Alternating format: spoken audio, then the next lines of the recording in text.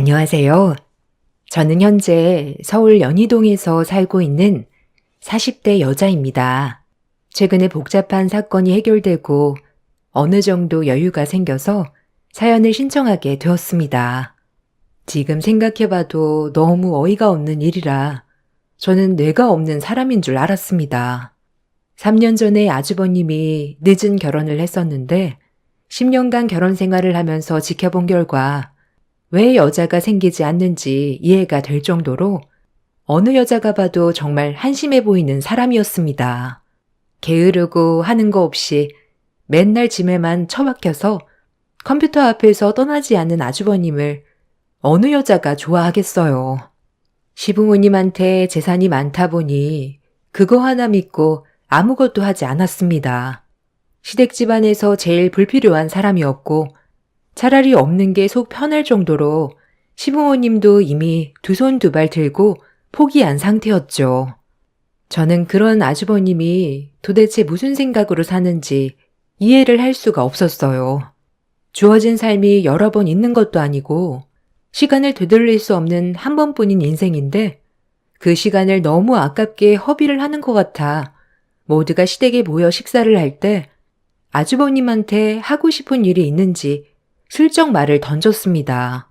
밥을 먹으면서 핸드폰에 눈을 떼지 못하던 아주버님은 제 말에 대꾸조차 하지 않다가 시모가 사람이 물어보면 대답을 해야 되지 않냐고 아주버님의 핸드폰을 빼앗아 식탁에 쾅 하고 내려놓으셨어요. 며느리가 너한테 지금 하고 싶은 일은 없는지 물어보고 있잖아. 없으면 없다고 한마디 하는 게 그게 그렇게 어렵니?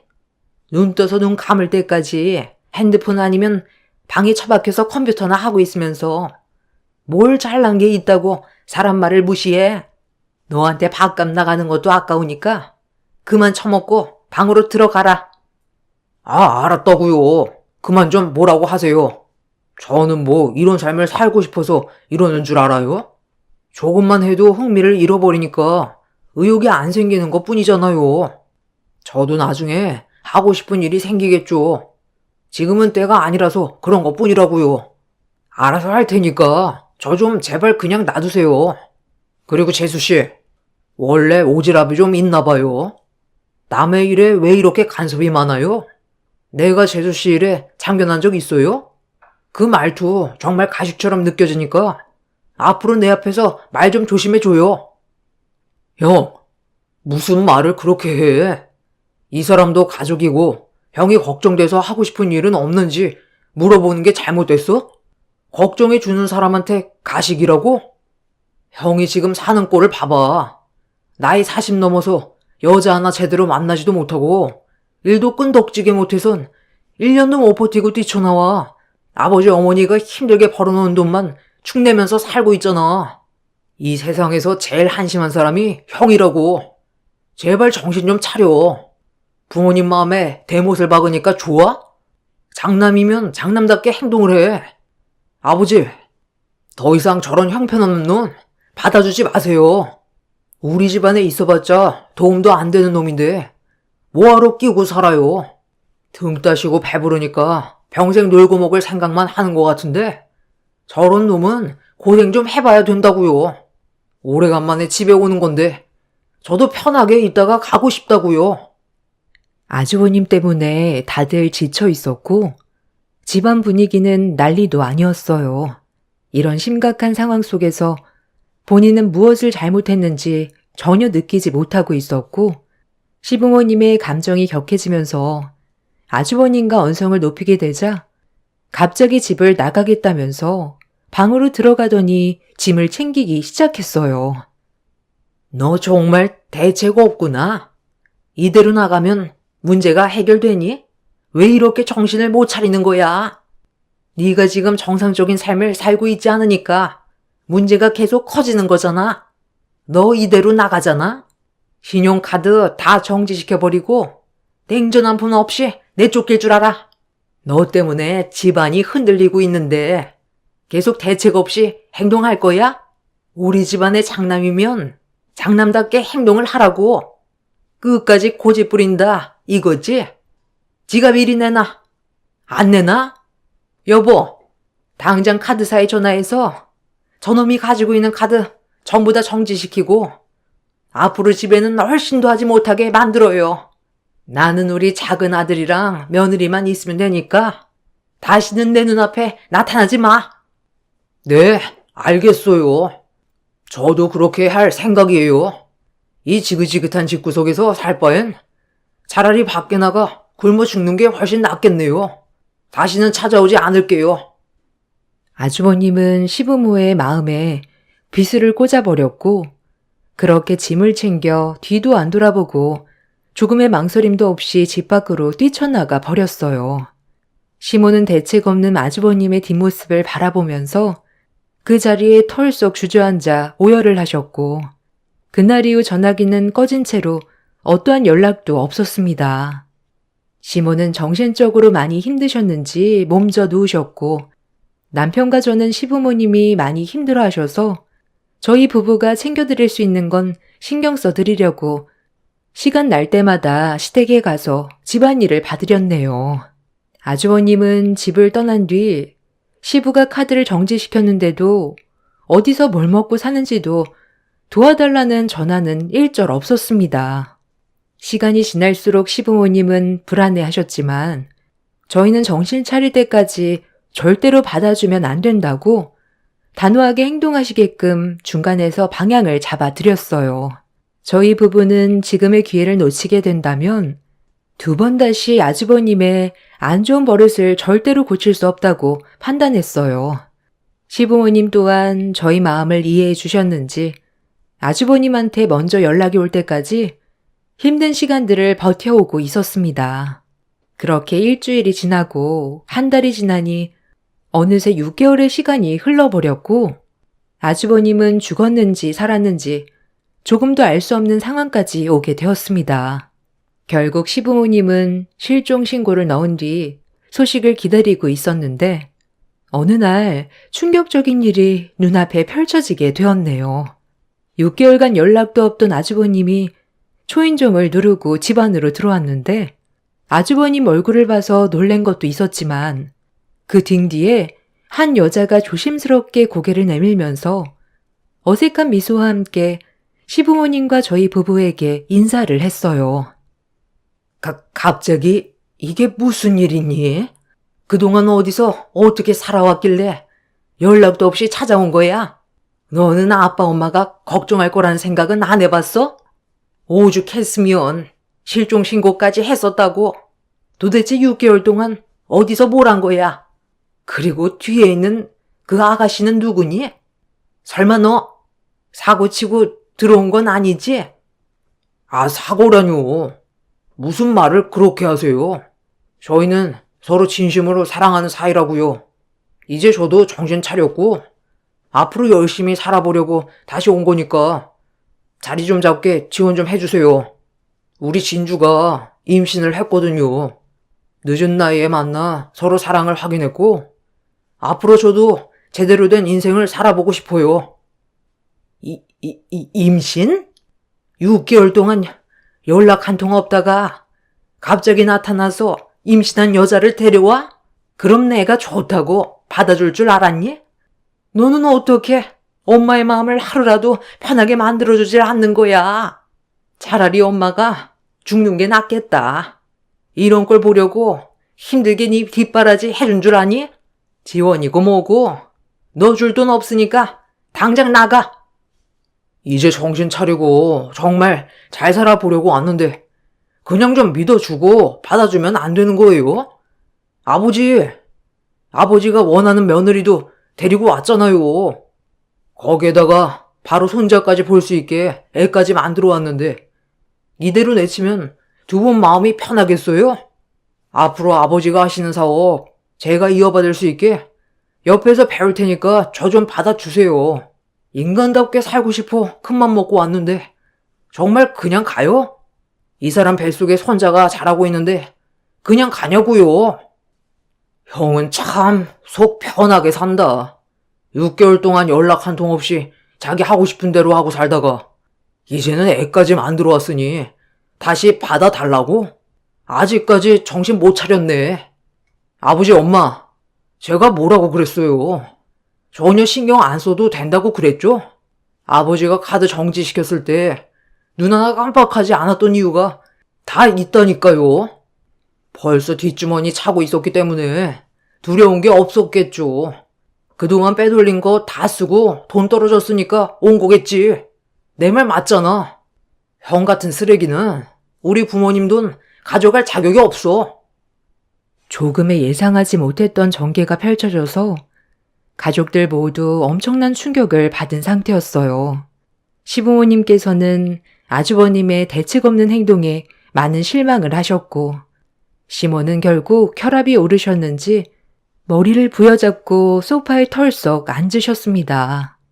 막무가내로 임신한 여자를 밀고 들어오려는 아주버님을 남편이 들어오지 못하게 막아섰어요. 아주버님은 남편을 향해 주먹을 올리려 하길래 제가 그만하시라고 화를 내면서 얼굴을 붉혔어요. 제 옆에 서 있던 시부는 크게 한숨을 내쉬더니 일단 소파에 앉아보라고 하면서 어떻게 된 상황인지 들어보고 판단하겠다며 힘든 얼굴로 소파에 앉으셨고, 결국 아주버님과 그 임신한 여자는 나란히 시부를 바라보고 앉았습니다. 그리고 6개월간 무슨 일이 있었는지를 전부 설명을 하더라고요. 그 말을 듣고 있던 저는 더 이상 제 귀를 더럽히고 싶지가 않았습니다. 아버지가 카드 정지시키기 전에 이미 저는 아버지 카드에서 돈을 적당히 빼서 제 통장에 따로 쟁여놓고 있었어요.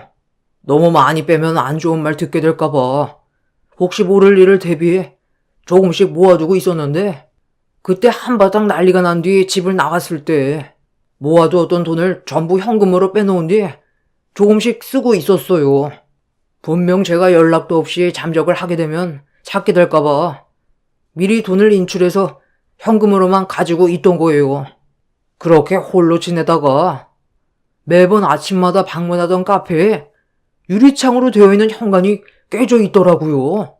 온몸을 떨고 있는데 그 모습을 보는 순간 지켜주고 싶은 마음이 들었어요. 그때부터 이 사람과 많은 시간을 보냈고, 그러다 보니 임신까지 하게 된 거예요. 서로의 마음이 확고하니까 데리고 온 거지. 임신했다는 이유 하나만으로 온 거겠어요? 저도 이제 사람답게 살고 싶어요. 저에게 정말 소중한 사람이고 앞으로 변화되는 모습 보여줄 테니까 한 번만 저 좀 믿어주세요. 그래, 그건 그렇다 치고 아가씨는 저놈이 어디가 좋아서 여기까지 온 거요? 임신을 해서 온 것도 있긴 하겠지만 정말 미래를 함께할 생각이요? 아가씨 부모는 이 사실을 알고 있고 어린 나이도 아니고 상당히 늦은 나이에 이렇게 대책 없이 행동하면 어떻게 해요? 그쪽 집안에서 이 사실을 모르는 건 아니죠? 이런 말씀 드리는 게 저에 대해 안 좋은 시선으로 바라보실 순 있겠지만 저는 보육원 출신이에요. 저희 부모님 존재 자체를 모르고 자라왔어요. 아니, 뭐라고요? 보육원 출신? 어쩐지. 부모가 없으니 그 나이 먹고 처신을 이렇게밖에 못하지. 동네 창피하게 나이 마흔 넘어서 임신이 웬 말이야. 그쪽 사정까지 봐줄 정도로 내가 지금 정신이 온전하진 않거든. 그러니 저놈 데리고 둘이서 지지고 볶던 알아서 하세요. 나는 땡전 한 푼 줄 수 없으니까. 제가 먼저 인사를 드리고 제대로 된 절차 밟아서 정식으로 인사를 드렸어야 했는데 생각 없이 행동한 점에 대해 정말 죄송합니다. 하지만 저 정말 이 사람을 진심으로 사랑하고 있어요. 평생을 함께하고 싶고 이 사람 없으면 더는 못 살 것 같아요. 많이 노여우시겠지만 저희 결혼 허락해 주시면 안 될까요?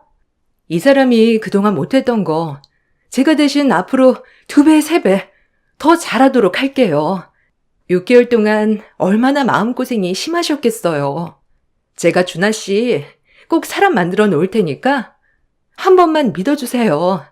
준하 씨, 뭐 하고 있어? 다시는 과거의 모습으로 돌아가지 않겠다고 확실하게 말씀드려. 나랑 함께하고 싶으면 믿음을 드려야지. 아주버님은 임신시켜 데려온 여자의 말이 끝나자마자 시부모님 앞에서 처음으로 무릎을 꿇고 그동안의 잘못된 행실들에 대해 용서를 구했습니다. 그 모습을 본 시부모님은 당황스러워하셨고 남편은 무릎 꿇고 있던 아주버님의 모습을 보고 전부 다 연기하는 거라면서 절대로 속으면 안 된다고 큰 소리를 쳤어요. 시부모님은 아주버님의 처음 본 모습에 깊은 고민에 빠지셨고 쉽게 입을 떼지 못했는데 그때 임신한 여자가 테이블 위로 결정적인 물건 하나를 올려놓았어요. 임신한 초음파 사진을 내밀었고 7주 차가 되었다는 말에 시부모님은 깊은 한숨을 내쉬었습니다. 결국 두 분은 아주버님과 임신한 여자의 간절한 부탁에 결혼을 허락해 주면서 정식 며느리로 받아들여 줬어요. 그리고 이때부터 제 사연이 본격적으로 시작이 되었습니다. 아주버님과 결혼식을 올리기 전까지만 해도 착한 줄 알았던 형님은 결혼식 이후 정식 며느리가 되고 나서부터 180도 달라졌어요. 보육원 출신의 힘든 삶을 살아왔고 거기에 임신까지 해서 그런 상황들을 안타깝게 보고 받아준 건데 형님은 임신을 무기 삼아 시부모님한테 무리한 요구를 하기 시작했고 그런 말을 옆에서 듣고 있던 저는 도가 지나친 것 같아 먼저 입을 열었습니다. 형님, 그건 아니죠.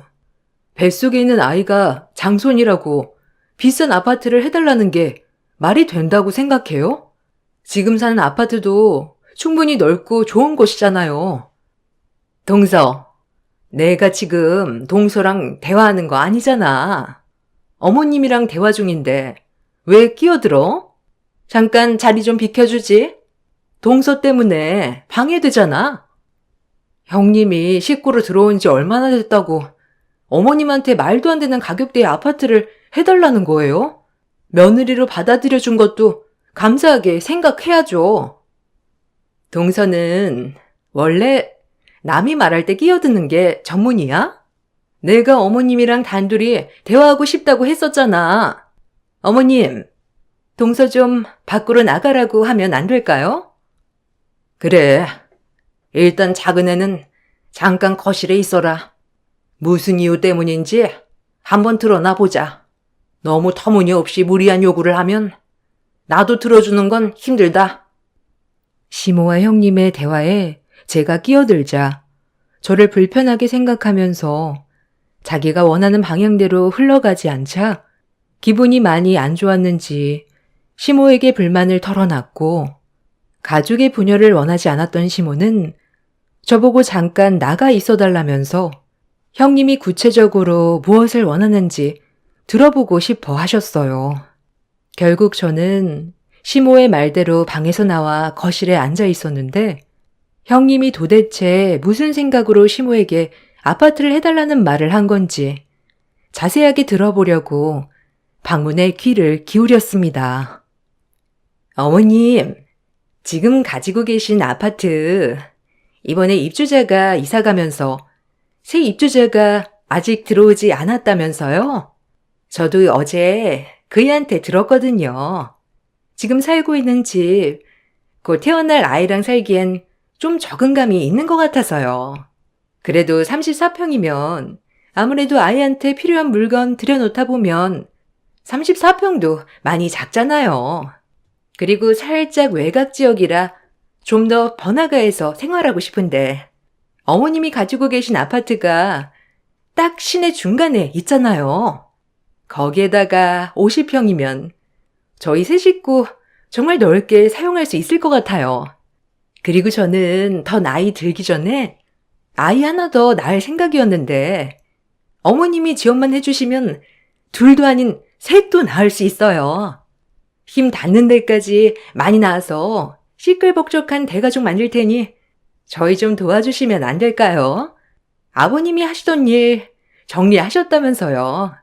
남은 시간 가족들과 함께 지내고 싶어서 큰 결정 내리셨다는데 앞으로 태어날 손주들 재롱 보시면서 살아가시려면 저희도 그런 환경이 조성이 돼야 아이를 많이 가지지 않겠어요? 그렇게 해주실 수 있죠? 그동안 많이 벌어오셨고 저희한테 아파트 한 채 주신다고 생활에 지장도 없으시잖아요. 그이가 요즘 열심히 일하고 있는 거 아시죠? 그이가 항상 하는 얘기가 뭔 줄 아세요? 저를 만나서 인생이 달라졌다고 했어요. 상대가 누구냐에 따라 그 사람의 인생이 달라지는 거 어머님도 아시죠? 지금 그이가 가족을 위해 열심히 노력하고 있는 모습만 봐도 뿌듯하지 않으세요? 복잡하게 생각하지 마시고 그이가 얼마나 많이 바뀌었는지만 보세요. 저희를 위해서 해주실 수 있죠? 아파트 문제는 나 혼자 해결할 수 있는 게 아니니 너희 시아버지 들어오면 그때 다시 진지하게 대화를 좀 해보도록 하마. 그리고 크게 기대는 하지 않았으면 좋겠다.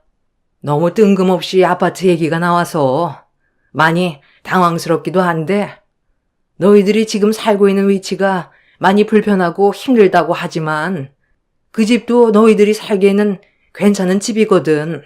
그리고 적은 금액대의 아파트도 아니고 청담동에서 손에 꼽히는 50억짜리라 쉽게 결정할 순 없으니 CME 입장도 이해해 줄 수 있지? 제가 원한다고 해서 바로 받을 수 있는 것도 아니니 기다릴 수밖에 없겠죠. 하지만 저 아니면 그이는 다시 예전처럼 형편없는 삶으로 다시 돌아갈 거예요. 어머님도 잘 아시죠? 저 아니었으면 그이는 변할 수 있는 인간이 아니었다니까요. 기다려 드릴 순 있겠지만 그 시간이 저도 오래 지속되는 건 힘들 것 같아요. 결혼 전과는 완전히 다른 사람이 되어버린 형님의 모습에 온몸에 소름이 돋았어요. 한두 푼 나는 금액대의 아파트도 아니고 청담동에 있는 50억짜리 아파트를 아무렇지 않게 달라고 하는 형님의 말에 보통 사람이 아닌 건 확실하게 생각했었습니다. 그리고 형님의 행동을 보면 아주버님을 진심으로 사랑하는 게 아닌 시부모님의 뒷배경을 보고 결혼을 한 듯 보였습니다. 돈에 대한 씀씀이도 상당했었지만 그 돈을 충당해 주는 건 전부 아주버님이었어요. 40이 넘는 나이 동안 기술을 배운 것도 아니고 할 줄 아는 게 아무것도 없어서 아르바이트 정도 하면서 시부모님한테 돈을 받아 생활비로 쓰고 있는 정도였어요. 아주버님이 변하려고 노력하는 것 하나만으로도 크게 보셨고 형님네 애가 앞으로 잘 살아가길 진심으로 응원하셨습니다. 그런데 그런 감사함은 모른 채 아파트를 달라고 당당하게 요구하는 형님을 보니 아주버님이 결혼을 잘못했다는 걸 알게 되었고 형님이 거실로 나와 방으로 들어갔을 때 시모와 급하게 대화를 나눴어요. 시모는 굳어진 얼굴 표정으로 깊은 생각에 빠지셨고 저는 앞으로 어떤 결정을 내리실 거냐고 여쭤봤는데 시모는 시부와 대화를 해봐야 할 것 같다며 머리가 많이 지끈거리셨는지 눕고 싶어 하시길래 조용히 방문을 닫고 나왔습니다. 그리고 방으로 들어가 버린 형님의 방문을 두드렸고 잠깐 대화 좀 하자며 안으로 들어갔어요. 저를 경계하듯 쳐다보고 있던 형님은 기분 나쁜 얼굴 표정으로 저에게 쏘아붙이듯 무슨 말이 하고 싶어서 들어왔냐고 짜증을 냈습니다. 제가 무슨 말을 하고 싶겠어요. 그 아파트에 입주한다고 삶이 많이 달라지는 것도 아닌데 굳이 그 아파트를 달라고 해서 뭐 하려고요? 그 아파트에서 살면 삶이 달라질 것 같아요? 비싼 집에 들어갔으니 집안을 비싼 물건으로 채워 넣어야 할 것 같고 다른 사람들이 외제차 타고 다니니까 형님이랑 아주버님도 고가의 외제차를 타고 싶겠죠. 점점 욕심은 늘어갈 테고 그렇게 되면 집안 분위기는 안 좋아질 거라는 건 생각 안 해봤어요? 제가 봤을 땐 지금 살고 있는 집도 충분하게 느껴지는데요. 괜한 욕심은 화를 불러일으킨다는 거 모르세요? 그리고 아버님, 어머님께서는 형님이 마음에 들어서 받아준 게 아니라는 것도 아실 텐데요. 너무 당연시하게 요구하시니까 정말 당황스럽네요. 새 식구로 들어온 지 이제 7개월째인데 어떻게 50억 아파트를 달라고 할 수 있는지 정말 대단하십니다. 살면서 형님처럼 철판 두꺼운 사람은 처음 보는 것 같아요. 그렇다고 아버님, 어머님께 잘 보이려고 노력하는 모습을 보이는 것도 아니잖아요. 내가 갑자기 나타나서 동서 자리를 꿰찰까봐 걱정돼? 그이가 이 집 장남 아니야? 그럼 당연하게 요구할 수 있는 것들이라고. 두 분께서 돌아가시면 그 많은 재산 우리 그이가 어차피 다 받게 되는 거고 그 집도 우리 그이께 될 텐데 동서가 이래라 저래라 할 위치는 아니지. 나 좀 누워야 할 것 같으니까 그만 나가줬으면 좋겠는데. 내가 그이 사람 만들어준 것만도 감사하게 생각해야 되는 거라고. 특별한 기술도 없는 사람이 나랑 결혼하고 나서 하루도 안 빠지고 밖에서 일하는 거 보면 몰라?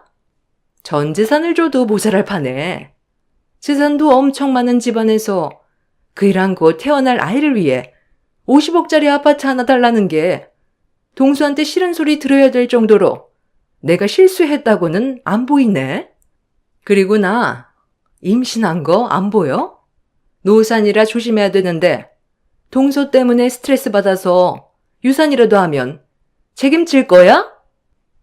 형님과는 대화 자체도 통하지 않았지만 제 기분이 더 안 좋았던 건 모든 걸 당연시하게 생각하는 게 저를 화가 나게 만들었습니다. 그날 저녁 가족들이 한자리에 모였고 형님이 요구한 50억짜리 아파트 문제로 시부모님이 방에서 진지한 대화를 이어나갔습니다. 그리고 잠시 뒤 방에서 나온 시부가 모두를 불러보았습니다. 청담동에 있는 그 아파트 너희들한테 주기로 결정 내렸다. 네가 그래도 늦게나마 정신을 차린 것 같고 큰며느리와 결혼하고 나서 지금까지 단 한 번도 가정이 소홀한 적 없이 살아온 걸 봤을 때 어느 정도 책임감도 느끼고 앞으로도 열심히 살아갈 것 같아. 아버지가 너를 한번 믿어주도록 하마. 내가 지금까지 힘들게 돈을 벌어 모았던 이유가 나 혼자 잘 살자고 그런 것도 아니고 우리 가족 전부 잘 먹고 잘 살자고 지금까지 힘들게 달려왔었고 최근까지도 일에 매달렸던 건 그만큼 가장의 무게는 무겁고 끝까지 가족을 위해 희생을 해야 된다는 거다. 나도 이제 체력적으로도 많이 힘들고 지금까지 무리하게 버티면서 이끌어온 사업을 정리하게 됐지만 그래도 후회는 없고 남은 인생은 너희 엄마랑 같이 노후를 즐기면서 살아가려고 이미 계획 중이었다. 공기 좋은 곳에 벌써 집도 알아놨으니 명절 때나 가끔 얼굴 보는 걸로 하자. 내가 가지고 있던 재산들은 전부 처분한 상태지만 아직 청담동 아파트 하나 남았고 지금 너희들과 함께하고 있는 이 집 이렇게 총 2개 남겨놨다. 왜 집을 2개나 남겨놨는지 대충 알겠지? 청담동 집을 큰며느리가 원했으니 거기는 너희들이 살고 이 집은 작은 아들과 작은 며느리가 살면 될 것 같다. 두 집 다 시세는 어느 정도 비슷한 것 같은데 이 정도면 서로 불만 없을 것 같은데 어때? 조건이 마음에 드니?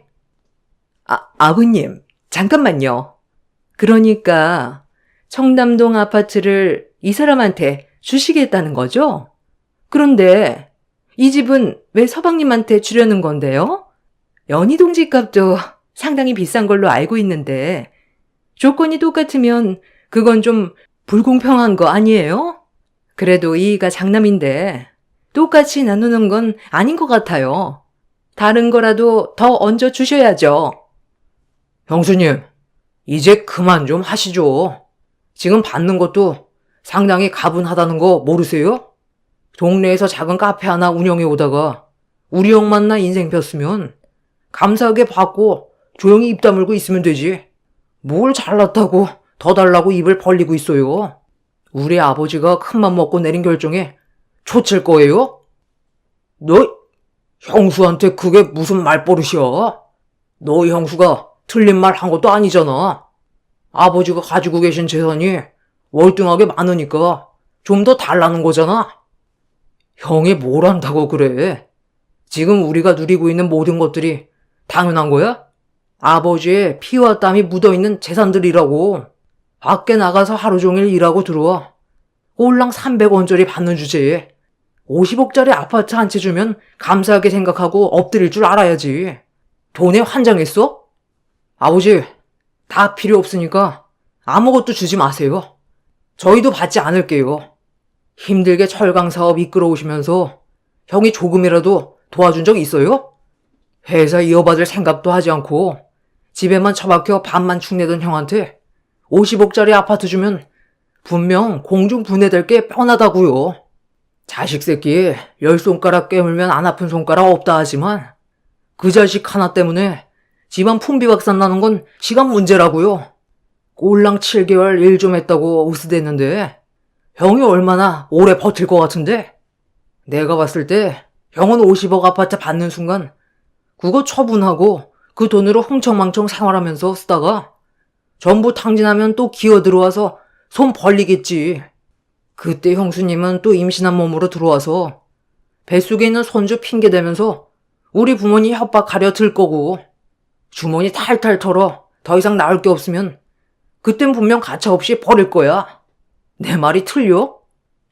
뭐, 이 자식아, 형한테 못할 말이 없어? 마음 잡고 열심히 살고 있는데 지금 말 다 했어? 아버지, 얘가 하는 행동을 보세요. 이게 맞는 거예요? 다들 그만들 뭐 해라. 내가 너희들 싸우라고 집 한 채씩 남겨준 줄 알아? 한 번만 더 내 앞에서 큰소리치고 얼굴 붉히면 냉전 한 푼 없을 줄 알아? 도달지 말고 주는 대로 받아 가거라. 시부가 크게 화를 내자 형님네는 그 모습에 놀라선 움찔거리더니 더 이상 아무 말도 하지 않았지만 얼굴엔 심술이 가득해 보였습니다. 그날 이후 시부는 약속대로 형님네에겐 청담동 아파트를 넘겨주셨고 남편에게는 시부모님께서 살고 계시던 연희동 단독주택을 넘겨주셨습니다.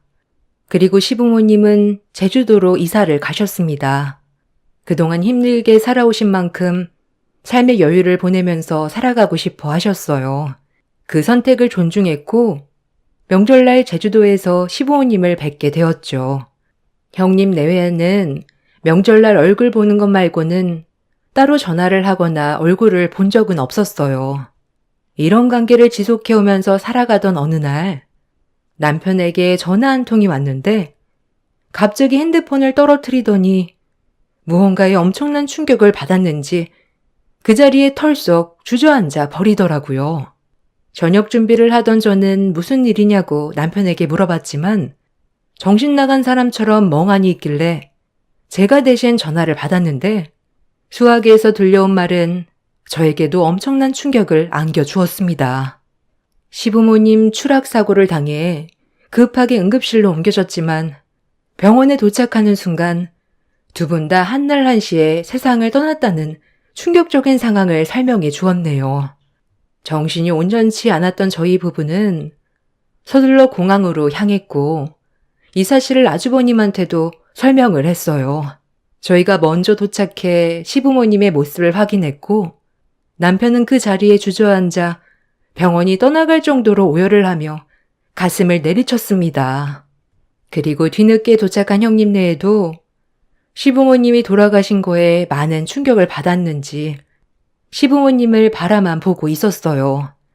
도저히 믿기지가 않는 현실을 받아들이는 게 쉽지 않았지만 물 흘러가듯 장례가 진행이 되었습니다. 그렇게 3일장을 끝낸 뒤 시부모님이 그동안 남겨두신 것들을 하나둘 정리하고 있었는데 제주도에 있는 시부모님 집에서 형님이 갑자기 불만을 터뜨렸습니다. 기어코 내 말 안 듣고 기부를 한 거야? 가족을 위해 돈을 쓰라니까 왜 남은 재산을 전부 기부를 한 건데? 당신도 이것 좀 봐봐. 감사장 한번 보라고. 이 정도 돈이면 평생 놀고 먹고 할 수 있는 돈인데 남들이 해준 게 뭐가 있다고 우리 배보다 왜 남의 배를 불려주는 건데? 80억이 장난도 아니고 어떻게 한 번에 전 재산을 기부해 버리냐고. 여보, 이 집 얼마지? 곧 무너질 것 같은 이 허름한 집 처분해봤자 얼마 하지도 않지? 어차피 가실 거였으면 재산은 건들지 않고 내버려뒀으면 얼마나 좋아. 돈 될 만한 게 하나도 없잖아. 여보, 우리 앞으로 어떻게 하면 좋아? 여보 말만 믿고 투자했다가 우리 길거리에 나앉게 생겼다고. 아, 나도 생각 좀 해보게. 좀 기다려 봐봐. 내가 이럴 줄 알았냐? 아버지 사고 나기 전에 돈 받아놨어야 했는데 그것까지 안 주셔서 어쩔 수 없이 올라갈 수밖에 없었다고. 무조건 받아냈어야지. 우리 50억 어쩔 거야? 그럼 이 집에서 살아야 되는 거야? 당신이 대박 칠 수 있다고 해서 나는 그 말만 믿고 모든 걸 걸었다고. 이게 다 무슨 말이야? 그러니까 아버지가 형한테 남겨준 50억 아파트를 한 번에 날려 먹었다는 거야? 그리고 얼마 전에 아버지 만나러 왔었어? 뭐가 어떻게 돌아가는 거야? 형이 받은 그 재산 아버지가 얼마나 힘들게 벌어모았는지 몰라서 생각 없이 투자를 한 거냐고. 왜 이렇게 인생을 생각 없이 살아? 아, 나도 다 생각이 있었다고. 나랑 친한 형이 대박 칠 수 있는 주식 종목을 알려줘서 모든 걸 다 쏟아 부었는데 본전도 못 잡고 망해버렸다고. 그래서 아버지한테 도와달라고 얼마 전에 잠깐 다녀간 적이 있었어. 너도 아버지 성격 알잖아. 당연히 도와주지 않겠다고 했고 차라리 기부를 하는 게 좋을 것 같다고 하길래 한바탕 하고 서울로 올라왔었거든.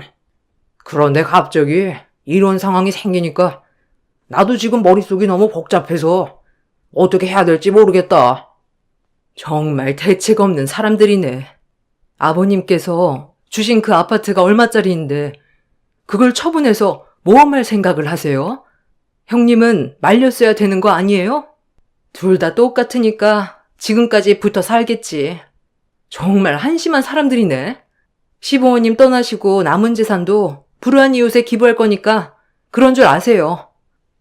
동서가 뭔데 기부를 한단 말아야. 얼마 남지 않은 재산이 동서 거야? 어디서 큰 소리야? 내가 동서보다 손이 사람인 거 몰라? 버릇이 왜 이렇게 없어? 시부모님이 떠나시고 비어있는 집에서 저희 부부와 형님 내외의 몸싸움이 시작됐고 한바탕 난리가 났었습니다. 남의 말만 믿고 50억을 주식에 투자한 정신 나간 놈과 대박 친다는 그 말을 믿고 아파트를 처분하게 만든 형님이나 둘 다 똑같았어요. 더 이상 대화조차 하고 싶지 않아 저희 부부는 시부모님의 제주도 집과 얼마 남지 않은 재산에 대해 법적 소송을 진행할 거라며 강하게 밀어붙였습니다. 형님 내외도 소송으로 갈 때까지 가보자면서 큰소리친 뒤 먼저 서울로 올라갔고 저희 부부는 며칠간 시부모님의 집을 정리한 뒤 형님 내외를 상대로 소송 준비를 하기 위해 집으로 돌아왔는데 그 순간 충격적인 장면을 목격했어요. 현관문 도어록이 바뀌어 있었고 비밀번호를 눌러봤지만 열리지 않아 갑작스럽게 변한 환경에 놀라 그 자리에서 경찰에 신고를 하려고 핸드폰을 들었는데 현관문이 열리더니 형님 내외가 저희를 반겨주고 있었습니다. 너무 황당해서 고래고래 소리치며 주거 침입죄로 신고하겠다고 하자 아주버님의 말이 저에게 엄청난 충격을 안겨주었네요. 시부모님께서 남편에게 준 연희동 48억짜리 집을 본인들이 가져가겠다며 저희 부부 보고 제주도에서 살라고 어이없는 말을 늘어놓았어요. 남편은 동네가 떠나갈 정도로 화를 내면서 당장 나가라고 소리쳤지만 형님 내외는 꿈쩍도 하지 않았습니다. 오히려 이 집에서 살고 싶으면 종처럼 지내면 살 수 있게 해주겠다는 억지스러운 말을 뱉었고 남편은 두 사람을 밀치면서 집 안으로 비집고 들어갔습니다. 이미 집 안에 본인들의 물건을 들여놓은 뒤 살림까지 펼쳐놓았더라고요. 너무 기가 차서 형님한테 거침없는 막말을 쏟아내었습니다. 당신들은 생각이 없는 사람들이야? 너희들이 무슨 짓을 한 줄 알아? 나는 지금 당장 주거 침입죄로 너희들을 신고할 거고 감옥에서 썩게 만들 거야. 가족끼리 무슨 주거 침입죄야? 그리고 이 집은 이제 우리 건데? 동서는 제주도에 있는 허름한 집에서 살림 차리고 새 출발하면 되잖아. 이 집을 아버님이 서방님한테 줬지만 우리한테도 권리는 있는 거라고. 법적으로 소송 걸어보던지. 나는 이 집에서 절대로 나가지 않을 거야. 지금 전 재산 전부 탕진해서 오갈 데도 없는데 어딜 나가라는 거야. 그리고 이 집에서 제일 오래 사는 사람이 누구야? 이 사람이야. 저 방 주인이었다고. 우리는 여기에서 살 이유가 있으니까 동서랑 서방님이 이 집에서 살고 싶으면 우리 밑으로 들어와. 억지도 부릴 때 부려야 된다고. 어차피 모든 계획이 전부 다 틀어졌는데 뭐가 두렵겠어? 정말 상식 이하의 사람들이네. 당신들 때문에 아버님 어머님이 스트레스 받아서 사고로 돌아가신 거라고. 우리는 니들을 절대로 용서하지 않을 거야. 저는 곧장 경찰서에 신고를 하기 위해 핸드폰을 들었는데 그 순간 현관 화상폰이 켜졌고 누군가 초인종을 누르기 시작했어요. 잠깐의 정적이 흐르는 사이 초인종을 누른 사람에게 누구냐고 물어봤는데 얼마 전에 있었던 시부모님의 사고 담당 형사라며 잠깐 대화를 하길 원했습니다. 저는 곧바로 현관문을 열어줬는데 형사들이 줄지어 들어오는 순간 형님네와 마주치더니 갑자기 두 사람에게 달려들어 제압을 한 뒤 수갑을 채웠습니다.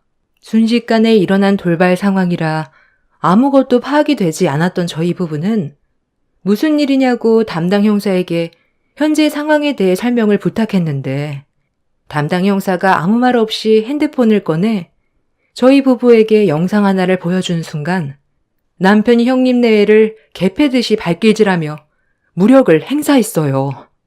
저는 핸드폰 영상 속의 인물들을 보고 경악을 했고 온몸에 소름이 돋았습니다.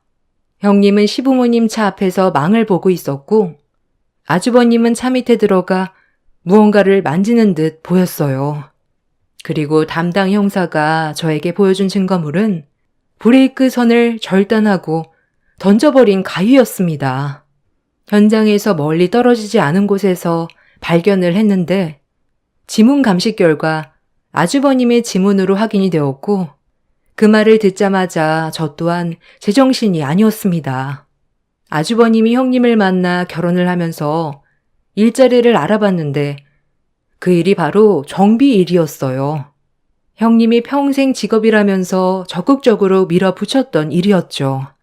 두 연놈들이 연행이 되고 나서 나중에 받게 된 진술은 시부모님의 생명보험금과 재산을 노리고 세운 계획적인 범행이었습니다.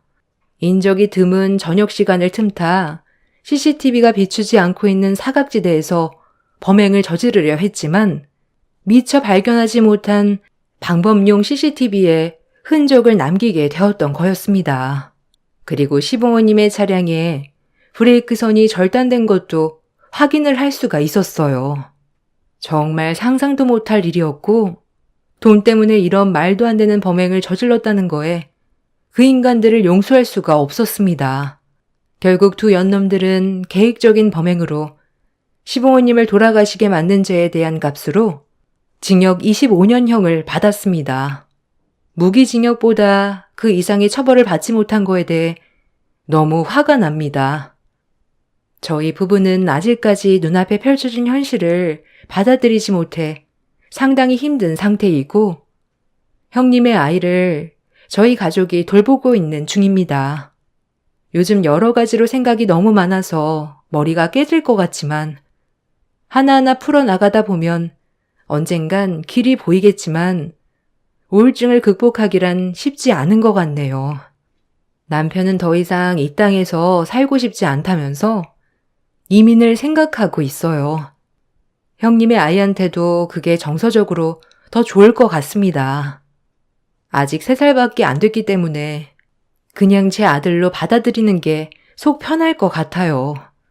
이 세상에서 돈이 아무리 중요하다고 하지만 자신을 낳아준 부모에게 해선 안 될 행동을 저지른 그 사람과 이런 일을 계획했던 그 여자가 2번 다시 세상 밖으로 나오지 않길 바랄 뿐입니다. 힘든 시간들을 이겨내고 있는 저희 가족들이 앞으로 이 상황을 잘 헤쳐나갔으면 좋겠어요. 제 사연 들어주셔서 감사합니다. 안녕하세요. 많은 사연들 속에서 위로를 받던 30대 직장인입니다. 저에게는 사랑하는 엄마가 계세요. 저희 엄마는 어릴 적 제가 태어나고 난 후 3살 때 아버지가 돌아가시고 지금까지 홀로 저를 키우셨답니다. 살면서 크고 작은 어려움이 많았지만 저 하나만 보고 견뎌내셨다고 하셨는데요. 저희 엄마는 더 늙기 전에 딸이 사랑하는 사람과 가정을 이루는 것을 보고 싶으시다며 자주 이야기를 하셨어요.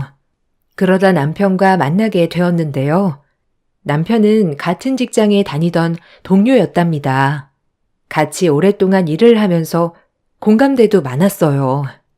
특히나 남편은 시아버지가 가정에 소홀하셔서 거의 시어머니께서 홀로 키우신 거나 마찬가지였다고 하더라고요. 엄마는 아빠의 역할까지 다 하면서 저를 키웠어요. 지영 씨도 홀어머니 밑에서 자랐다고 했죠? 저 역시 그런 거나 마찬가지예요. 아빠는 가정에 소홀하셨고 엄마 혼자서 이리저리 노력하시면서 가정을 지키셨죠. 그런 엄마가 저도 애틋하지만 지영 씨도 엄마가 애틋하시겠어요. 어머, 그죠? 저도 엄마가 고생하면서 키워주셨거든요. 이해하는 사람이 많지 않았는데 준호 씨는 이해를 해 주시네요. 아, 경험해본 사람들만 이해할 수 있는 일들이 참 많죠. 만남을 지속하면서 이야기를 하다 보면 서로의 가정사도 이야기를 하게 되었어요. 그렇게 말을 하다 보니 서로 공감되는 부분이 많이 있더라고요. 홀어머니라서 부담을 느끼는 사람들도 많이 있었는데 남편은 처음부터 저의 상황을 모두 이해하는 듯 보였어요. 거기다가 공감도 잘해줘서 이 사람이라면 평생을 함께해도 서로를 의지하며 잘 살 수 있겠다 싶었어요. 엄마에 대한 효심도 지극해서 결혼을 하면 엄마에게 애틋한 제 마음도 잘 이해해 줄 거라 생각을 했죠. 엄마는 남편을 보자마자 마음에 들어 하셨어요. 저는 약간 싹싹하지 못한 편이거든요. 그런데 남편은 애교도 많고 싹싹했답니다. 결혼 전임에도 불구하고 남편은 틈날 때마다 엄마가 일하시는 곳에 찾아갔다고 했는데요. 엄마는 장터를 돌아다니면서 직접 기른 상추 같은 채소들을 파셨는데 남편은 엄마에게 가서 상추 파는 것도 도와주고 같이 저 대신 저녁을 먹기도 했어요. 그런 남편의 모습에 이 사람이라면 결혼을 해도 괜찮겠다 생각을 했어요. 문제는 시어머니였답니다. 시어머니는 제가 홀어머니 밑에서 자란 걸 듣고서는 결사 반대를 하셨어요. 남편도 어떻게든 시어머니 마음을 돌리려고 했지만 생각보다 쉽지 않다며 한번 이야기를 했어요. 남편처럼 제가 가서 시어머니를 만나봐야 되겠다 싶어서 남편과 함께 시댁에 방문을 하게 되었습니다. 안녕하세요, 어머님. 저 준호 씨랑 만나고 있는 이지영이라고 합니다. 어머, 여긴 웬일이니? 나 너 보고 싶다고 한 적 없는데? 준호야, 너 엄마 자꾸 나쁜 사람 만들 거야? 엄마 생각을 이야기했잖아. 그럼 조금 더 생각해 봐야지. 엄마, 지영이 괜찮은 애야. 편견으로 보지 말고 한번 직접 보고 생각해 보라고. 네, 어머님. 저희 엄마 홀로 저를 키우시긴 하셨지만 부족하게 키우시진 않으셨어요. 어머님, 이거 제가 준비한 선물인데 받아주세요. 그래, 엄마. 원래 우리 엄마 소녀같이 섬세하신데 왜 이렇게 고집이실까? 아들이 어련히 알아서 좋은 사람 데리고 왔겠지. 그러니까 일단 지영이가 가지고 온 한우부터 같이 구워 먹자. 시어머니는 마음에 들지 않는다는 티를 팍팍 내셨지만 남편이 옆에서 애교도 부리며 분위기를 풀어보려고 하는 통에 그럭저럭 식사까지 마칠 수 있었어요. 그렇지만 그 후에도 시어머니는 저와의 연애는 어쩔 수 없지만 결혼까지는 안 된다며 이야기를 하셨죠. 남편은 결혼을 하기 위해 처음으로 시어머니와 다퉜고 시어머니는 머리를 싸매고 자리에 누우시기도 했답니다. 제가 찾아가도 받아주시지 않으시니 저도 포기하고 있었는데 제 친정엄마가 자신이 만나보겠다고 하시더라고요. 저는 괜찮다고 했지만 엄마는 시어머니를 만나시고는 결혼 허락을 받으셨어요. 조건은 시어머니가 원하시는 예물, 예단을 모두 맞춰주겠다는 것이었죠. 시어머니는 과도한 것을 요구하셨지만 엄마는 묵묵히 다 준비를 해주셨어요. 하나밖에 없는 외동딸이 혹시라도 결혼해서 미움을 받을까 더 정성스럽게 준비를 하셨어요. 거기다가 시댁에서는 아무것도 보태주지 않으셨어요. 심지어 시부모님 하객분들 식사 비용도 저희가 다 지불해야 했죠. 처음에는 이렇게까지 결혼을 해야 할까 싶었지만 엄마는 남편이 마음에 들었고 저에게도 잘해주는 모습을 보고서는 남편만 보고 결혼을 하는 게 좋겠다고 이야기를 하시더라고요. 제가 가정을 이루는 것이 엄마의 오랜 바람이었기 때문에 저도 결혼을 강행했습니다. 시어머니만 제외한다면 나머지는 걸릴 것이 없었어요. 남편도 착하고 저와 친정엄마에게 잘했거든요. 남편은 항상 시어머니의 행동에 미안하다고 이야기를 했어요. 지영아, 정말 미안해. 우리 엄마 하나밖에 없는 아들 귀하게 키우셨거든. 그래서 서운해서 그런가 봐. 전에는 안 그랬는데 막상 결혼한다고 하니까 싱숭생숭 하신가? 갑자기 저러니 나도 당황스럽네. 그래도 결혼하고 나면 엄마도 받아들이실 거야. 조금 시간은 걸릴 수 있겠지만 나도 노력할게. 괜찮아, 준호 씨. 나도 이해는 해. 우리 엄마도 내가 결혼한다고 하니 좋으시면서도 내심 서운하시기도 한가 보더라고. 나도 더 노력한다 보면 어머님께서 나를 받아주시지 않을까 생각해. 고마워. 나도 어머님께 잘할게. 준호 씨만큼 우리 엄마 위해주는 사람이 또 어디 있겠어. 항상 고마워.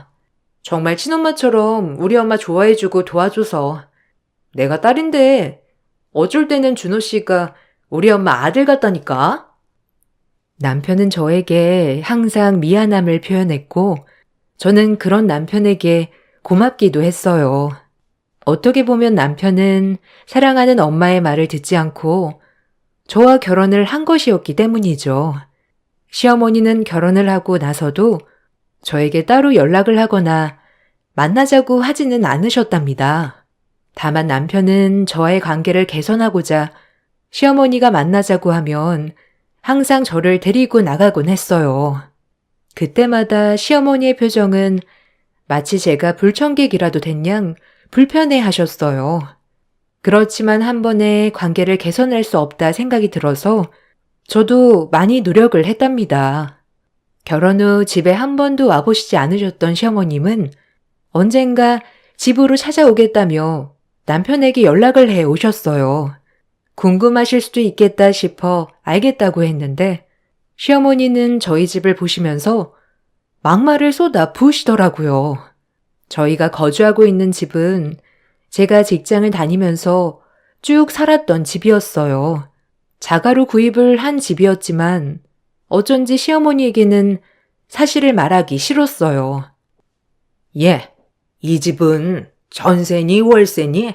하긴 니네 집 형편에 자가로 마련했던 건 아닐 테고 니네 엄마가 상주 팔아서 집 하나나 살 수 있었겠냐? 혹시 우리 아들 돈 들어간 건 아니겠지? 설마 그런 거야? 아니에요, 어머님. 여긴 제가 직장 다니면서부터 살았던 곳이에요. 그리고 어머님, 그래도 사돈인데 말씀이 좀 지나치신 것 같아요. 조심해 주시면 감사하겠습니다. 그래 엄마. 니네 엄마라고 하는 게 뭐야 사돈인데. 거기다가 나 여기 집은 하나도 없는데 왜 내 돈이 들어갔다고 그래? 좀 민망하다. 아니 준호야. 나는 그냥 한번 해본 말인데 그렇게까지 뭐라 할 건 아니지 않니? 시모는 당황스럽게도 그 자리에서 눈물을 흘리셨어요.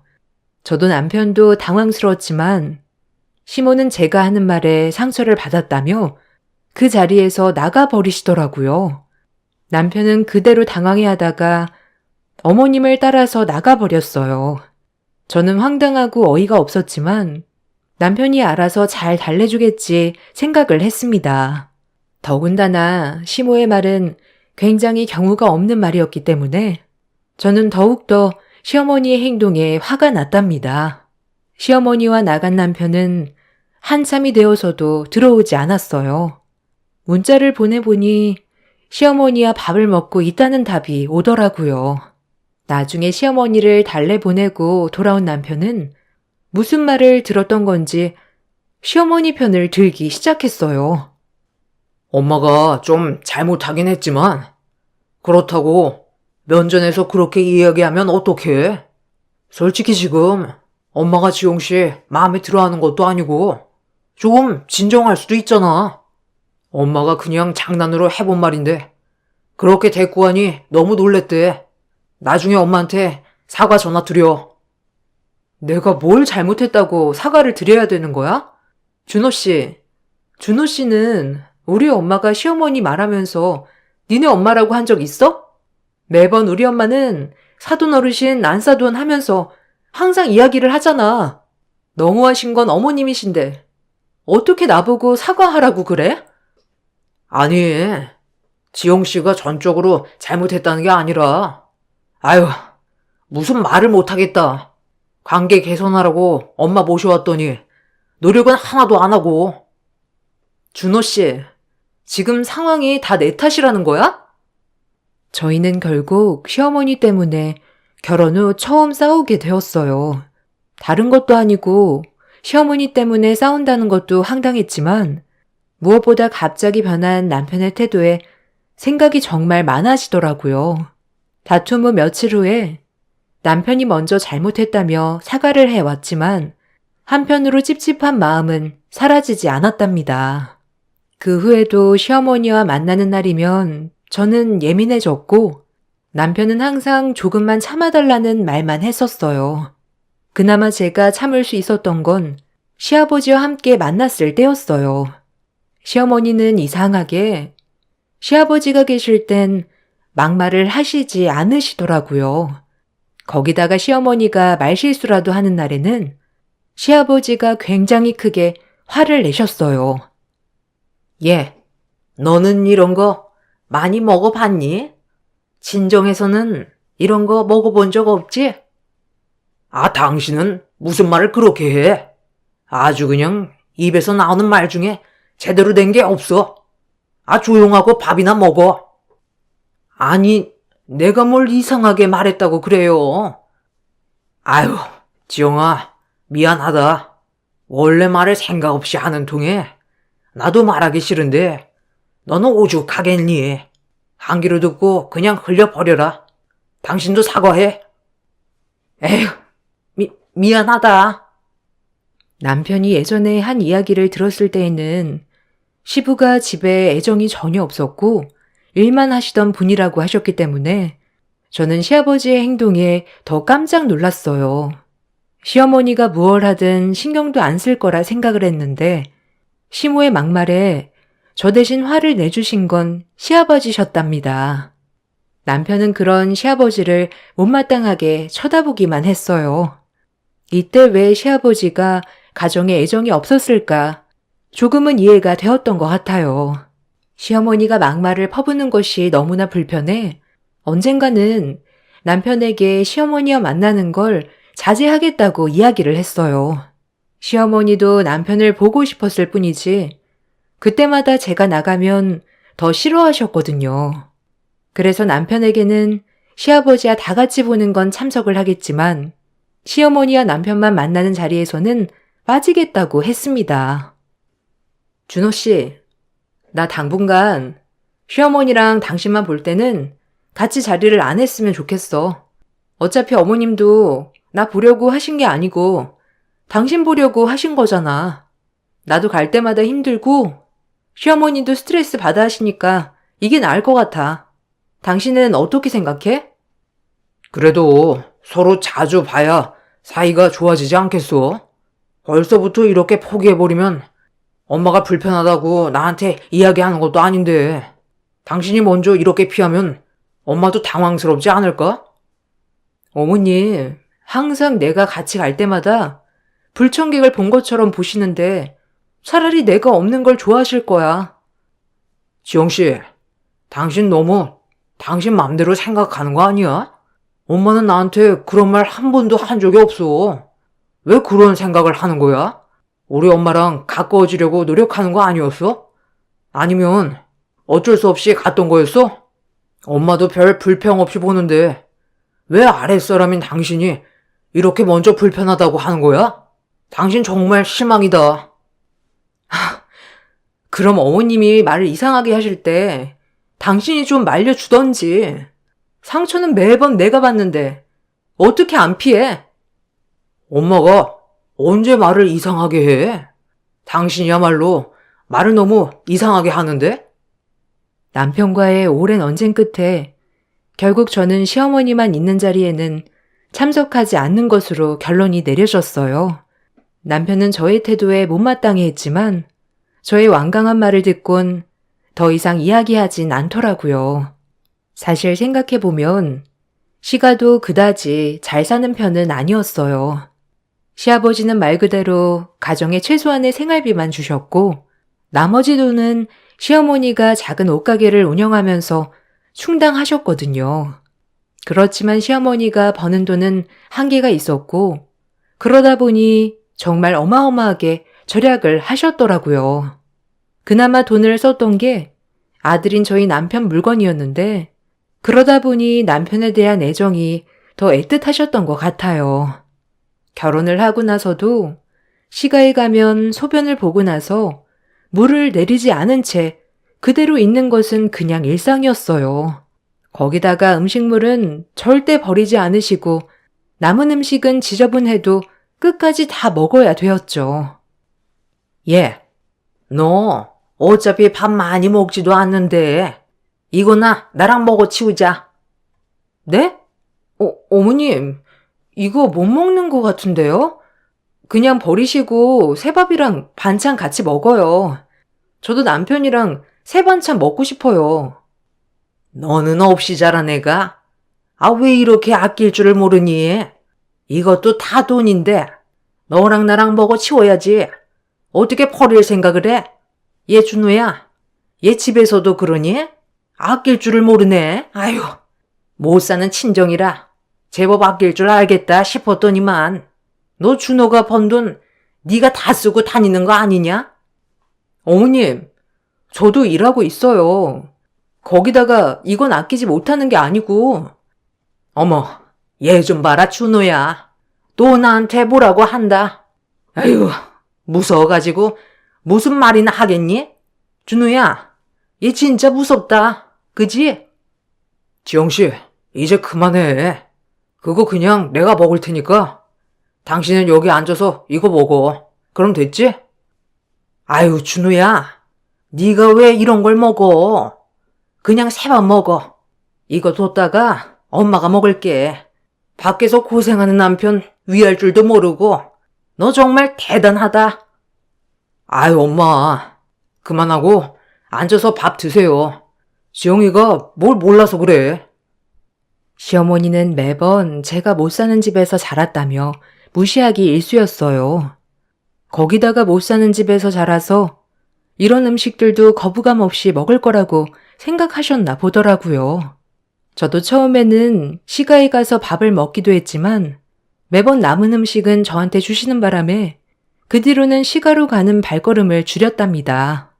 점점 시어머니와 마주하는 일이 더욱 줄어들게 되면서 남편은 그런 저에게 화가 났었나 보더라고요. 역시나 저희는 또 크게 싸우게 되었어요. 당신 정말 왜 그러는 거야? 엄마가 그냥 그렇게 해도 좋게 좋게 넘어가면 안 돼? 꼭 굳이 그 앞에서 면박을 줘야 하겠냐고. 엄마가 힘들게 나 키웠다고 했잖아. 이미 충분히 말을 했는데 어떻게 그걸 한번 이해해주지 않는 거야? 여보, 나도 우리 엄마가 힘들게 키웠어. 근데 아무리 그래도 다 말라붙은 밥 주면서 먹으라고 하진 않으셨어. 아니, 당신은 새밥, 새 반찬 먹는데 왜 나는 눌러붙은 오래된 밥을 먹어야 하는 건데? 그것부터가 말도 안 되는 거 아니야? 엄마는 원래 그렇게 살아오셔서 그런 거잖아. 좀 당신이 이해를 좀 해주면 안 돼? 엄마가 나쁜 마음으로 그러셨겠어? 아끼자는 마음으로 그런 건데 왜 자꾸 피하고 싫어하는 건데? 당신이야말로 아무런 노력도 하지 않는 것 같아. 역시 보고 배운 게 없으니 남편 대우하는 걸 못 배운 건가? 뭐? 당신 무슨 말을 그런 식으로 해? 지금 우리 집 가지고 말하는 거야? 그래. 다른 사람들은 하다못해 앞에서라도 잘 지내보려고 노력해. 근데 당신은 뭐야? 하나도 노력하지 않잖아. 거기다가 나한테 이렇게 따지는 건 남편 대우를 하나도 못하는 거 아니야? 배운 게 있어야 하는 건데 당신은 보고 배운 게 없으니까 모르는 거 아니냐고. 참나, 정말 기가 막힌다. 그래, 마음대로 생각해. 근데 우리 집 모욕하는 건 참지 못하겠거든? 사과해. 사과? 내가 뭘 잘못했다고 사과야? 당신은 진짜 당신이 정당하다고 생각하는 거야? 착각하지 마. 이날을 시작으로 남편과의 냉전은 계속되었답니다. 시어머니는 남편과 싸운 걸 아시고 매일 저녁마다 남편에게 오라며 불러내기 시작하셨습니다. 남편 또한 그런 시어머니의 호출에 점점 집에서 나가는 날이 많아지더니 매일 퇴근을 시가로 하기 시작했어요. 시가에서 저녁까지 다 먹고 시아버지가 집에 오기 전에 저희 집으로 다시 돌아오곤 했습니다. 남편과의 냉전이 한 달이 넘어서면서 저는 고민을 하기 시작했어요. 남편은 결혼을 하고 나서부터 친정 엄마에게도 잘 가지 않았고 명절 때도 잔업이 있다며 친정 가기 전에 나가버렸었거든요. 이런저런 생각을 해보니 더 이상의 결혼을 유지하는 것이 맞을까 고민을 많이 했답니다. 그러던 중 시어머니가 처음으로 저에게 전화를 걸어왔어요. 얘, 너 뭐하니? 준호랑 아직도 화해 안 했다며? 에이그, 이럴 때는 여자가 살랑살랑 달래줄 줄도 알아야지. 내가 너네 화해할 수 있게 도와줄 테니까 여기로 좀 와. 네? 아니에요. 준호 씨랑 그냥 나중에 얘기해 볼게요. 이것 봐. 그냥 오라면 좀 와.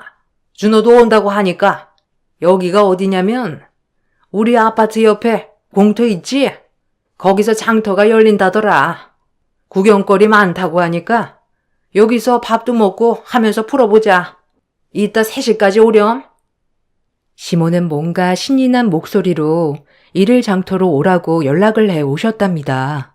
저는 의아했지만 계속 이렇게 지내는 것도 아닌 것 같아서 시어머니가 부른 장터로 향하게 되었습니다.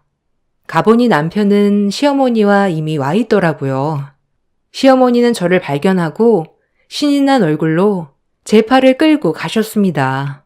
처음 있었던 행동이 당황스러웠지만 왜 그러는 건지 얼마 지나지 않아 밝혀졌죠. 그 장터에는 엄마가 채소들을 팔고 계셨습니다. 엄마는 저와 시모 남편을 보고 깜짝 놀라셨어요. 시모는 그 앞에서 신이 난 얼굴로 이야기를 했죠. 어머, 사돈. 아니 여기에서 상추 팔고 있어요? 아유, 그거 판다고 얼마나 벌어? 아유, 안사돈. 여기까지 어떻게 오셨어요? 우리 사이랑 딸도 왔네. 이번에 오랜만에 여기 장터 연다고 해서 나한테 와달라고 부탁하셔서 왔어, 딸. 어머, 엄마 있을 줄이야. 생각을 못했네. 어떻게 많이 좀 파셨어요?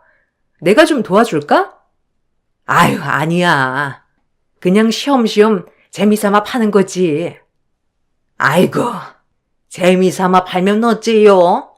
이거 팔아야 쌀이라도 사서 먹지. 사돈, 내가 여기 상추 다 사줄게. 얼마야? 그러지 않으셔도 돼요. 진짜로 오늘은 여기 주최한 곳에서 간곡히 부탁하셔서 참석한 거예요. 에이, 사돈. 나 상추랑 채소들 이것저것 가져갈게. 이 정도면 얼마야? 아, 그럼 이 정도는 4만 원 되겠네요. 여기 수익금은 다 기부하니까 저기 놔주시면 돼요. 기부? 아니 사돈한테 주는 게 기부지. 원래 못 사는 사람 돕고 사는 게 기부잖아. 사돈, 돈 10,000원도 없지? 잔돈도 없을 테니까 남은 건 그냥 가져요. 아니 내가 조금 더 사야 하나? 사돈, 나 여기 있는 거 다 살 수 있다니까. 어렵게 생각하지 말고 그냥 팔았다고 생각해요. 아니에요. 오늘은 진짜 파는 게 아니라 에이, 그냥 받으라니까. 시모는 웃는 얼굴로 엄마에게 5만 원을 던졌습니다. 그 모습을 보고 저는 속에서 끓어오르는 화를 주체할 수 없었어요. 그렇지만 엄마 앞에서 화를 낼 수가 없어 겨우 참고 있었는데 남편이 여기에 거들어 이야기하는 걸 듣고 빵 터지고 말았습니다. 하하, 어머니, 그래요. 잔돈 주지 마시고 그걸로 생활비 보태세요. 뭐? 당신 뭘 어떻게 하라고? 지금 말 선 넘었어. 내가 뭘? 그냥 농담한 거 가지고. 어머님 그래도 여기까지 오시다니 저희 집 이쪽인 건 모르셨나 보네. 야, 우리 아들이 뭘 어떻게 말했다고 그러니? 참나, 사돈네 동네에 와서 창피하게 채소 장사하는 것도 참는데 이 정도 말은 할 수 있는 거 아니니? 안 그래요, 사돈? 시모는 얄미운 얼굴로 엄마에게 물었고 저는 당장이라도 폭발해버릴 것 같았어요. 다른 사람도 아니고 엄마를 무시하는 행동에는 참을 수가 없었답니다. 소리를 지를까 아니면 시모와 남편을 데리고 나가야 하나 생각을 하고 있었는데 그런 저의 모습을 보고 엄마는 오히려 웃으면서 저를 다독이고 말씀하셨어요. 어머, 사돈. 저는 사돈 형편이 어려운 줄 알았는데 아니었나 봐. 그럴 줄 알았으면 받을 돈 어떻게든 받을 걸 그랬네요. 뭐라고? 아니, 뭐라고 하는 거예요? 아니, 난 하도 떵떵거리길래 잘 사는 줄 알았지. 그리고 여기 보는 눈도 없네. 여기 파는 게 아니라 기부하는 장터라고. 눈이 없어요? 뭐라는 거야? 사돈, 지금 나한테 하는 말이에요? 그래요. 그렇게 잘 사는데 내 상가 월세는 왜 안 내는 거야? 사돈은 돈 500도 없는 거지야? 상가? 월세? 아니, 상가 월세라니. 아니, 어떻게 그걸? 사정이 다 간 것 같아 봐줬더니만 안 되겠네. 바로 받아야 되겠어요. 나 당신 가게 상가 건물주야. 오늘까지 밀린 월세 해결하지 않으면 소송 걸 거니까 그렇게 알아요. 시모는 엄마의 말에 당황한 듯 보였어요. 옆에 있던 남편은 어리둥절한 표정으로 시모를 바라봤고 시모는 남편을 끌고 가버렸죠. 엄마는 그제서야 저의 손을 잡으며 떨린 마음을 진정하셨어요. 티는 안 났지만 처음 엄마가 제대로 따져봤던 것이라 속에서는 두근두근 떨렸다고 하시더라고요. 그렇지만 딸을 무시하고 자신을 무시하는 시모의 태도에 참을 수 없었다며 이야기를 하셨어요. 장터가 끝나고 엄마와 밥을 먹으면서 나눈 이야기는 놀라웠습니다. 엄마는 채소들을 직접 키우고 판 것만 한 것은 아니셨어요. 아빠가 돌아가시고 나서 남기신 보험금으로 엄마는 지방에 작은 땅을 사셨답니다. 그곳에서 농사를 지으면서 채소들을 기르고 기른 채소들을 장터에 나가 파셨던 것인데요. 생각보다 채소들이 잘 자라고 잘 팔리기도 해서 조금씩 재산을 불려나가셨다고 해요. 너희 아빠가 돌아가시면서 재산과 보험금을 남겨줘서 이렇게 모을 수 있었어. 만약 그게 없었다면 나는 더 힘들었을 거야. 거기다가 지영이 네가 있었기 때문에 엄마가 지금까지 견딜 수 있었던 건데 미안하다. 엄마가 너무 보채서 잘못된 결혼을 한 것 같구나. 아, 엄마, 아니야. 이건 다 내 선택인데 뭐. 이제라도 알아서 다행이지. 근데 어떻게 상가 건물을 샀어? 아, 처음에 샀던 땅이 모자라서 모아둔 돈이랑 해서 새로 땅을 샀는데 나중에 거기가 재개발이 되면서 땅값이 어마어마하게 오르더라고. 어차피 나는 농사를 지을 땅을 찾고 있어서 바로 처분을 했는데 생각보다 금액이 컸어. 농사 지을 땅을 더 사면 아무래도 혼자서는 힘들 수 있겠다 싶어서 고민을 하다가 지인이 상가 건물 괜찮은 거 있다며 이야기를 해주길래 바로 산 거지. 아, 난 엄마가 상가 건물 산 것도 몰랐네. 그러고 보니 지금 사는 집도 엄마가 사준 거고. 엄마 진짜 알부자네? 그러게. 남편 없이 살면 찢어지게 가난하게 살 줄 알았는데 네 아빠가 그래도 길을 잘 터주고 가서 엄마가 덜 고생이지 뭐. 상가 건물을 사고 나서도 나는 바빠서 가보지도 못하고 관리하는 업체에서 관리를 하고 있었어. 그러다가 한번 가봤는데 거기 니네 시어머니가 있더라. 깜짝 놀라서 아는 척 할까 싶다가 왠지 모르게 아는 척하면 안 될 것 같다 싶었는데 참 이런 일이 있을 걸 예상하고 있었나? 암튼 관리업체에서 사돈이 6개월 정도 월세를 미납했다고 해서 그냥 조금 기다려보자고 했던 상황이었지. 아, 그렇구나. 아니 근데 월세를 그렇게나 밀렸어? 그러게나 말이다. 너 결혼할 때도 자기네는 너 말고도 떵떵거리는 집안 요식 데리고 올 수 있다며 자신만만 하더니 알고 보니 전혀 아니었어. 그때는 우리보다 훨씬 좋은 집안이라 생각도 들었고 거기다가 준호가 너무 싹싹하고 밝아서 좋은 집안에서 살았다고 생각을 했었지. 아휴, 내가 정말 사람 보는 눈이 없었다. 엄마, 내 눈은 엄마 닮았나 보다. 엄마, 자책하지 마. 그래도 엄마가 그렇게 해준 덕분에 나 죽었던 기가 쭉 살아났어. 엄마는 왠지 자신이 시모를 만나 단판을 한 것 때문에 결혼을 한 것 같다며 미안해 하셨습니다. 그렇지만 저는 엄마가 오히려 고마웠어요. 아빠가 돌아가시고 나서도 남긴 돈으로 평생 편하게 사실 수 있었지만 오로지 저를 위해서 돈을 모으고 계셨던 것이거든요. 엄마가 건물주라는 사실이 밝혀지게 되면서 시모의 태도는 180도 바뀌었답니다. 매일같이 시모는 엄마를 찾아와 사과를 했어요. 거기다가 저에게도 미안하다며 엄마 마음을 돌려봐달라고 이야기를 하셨죠.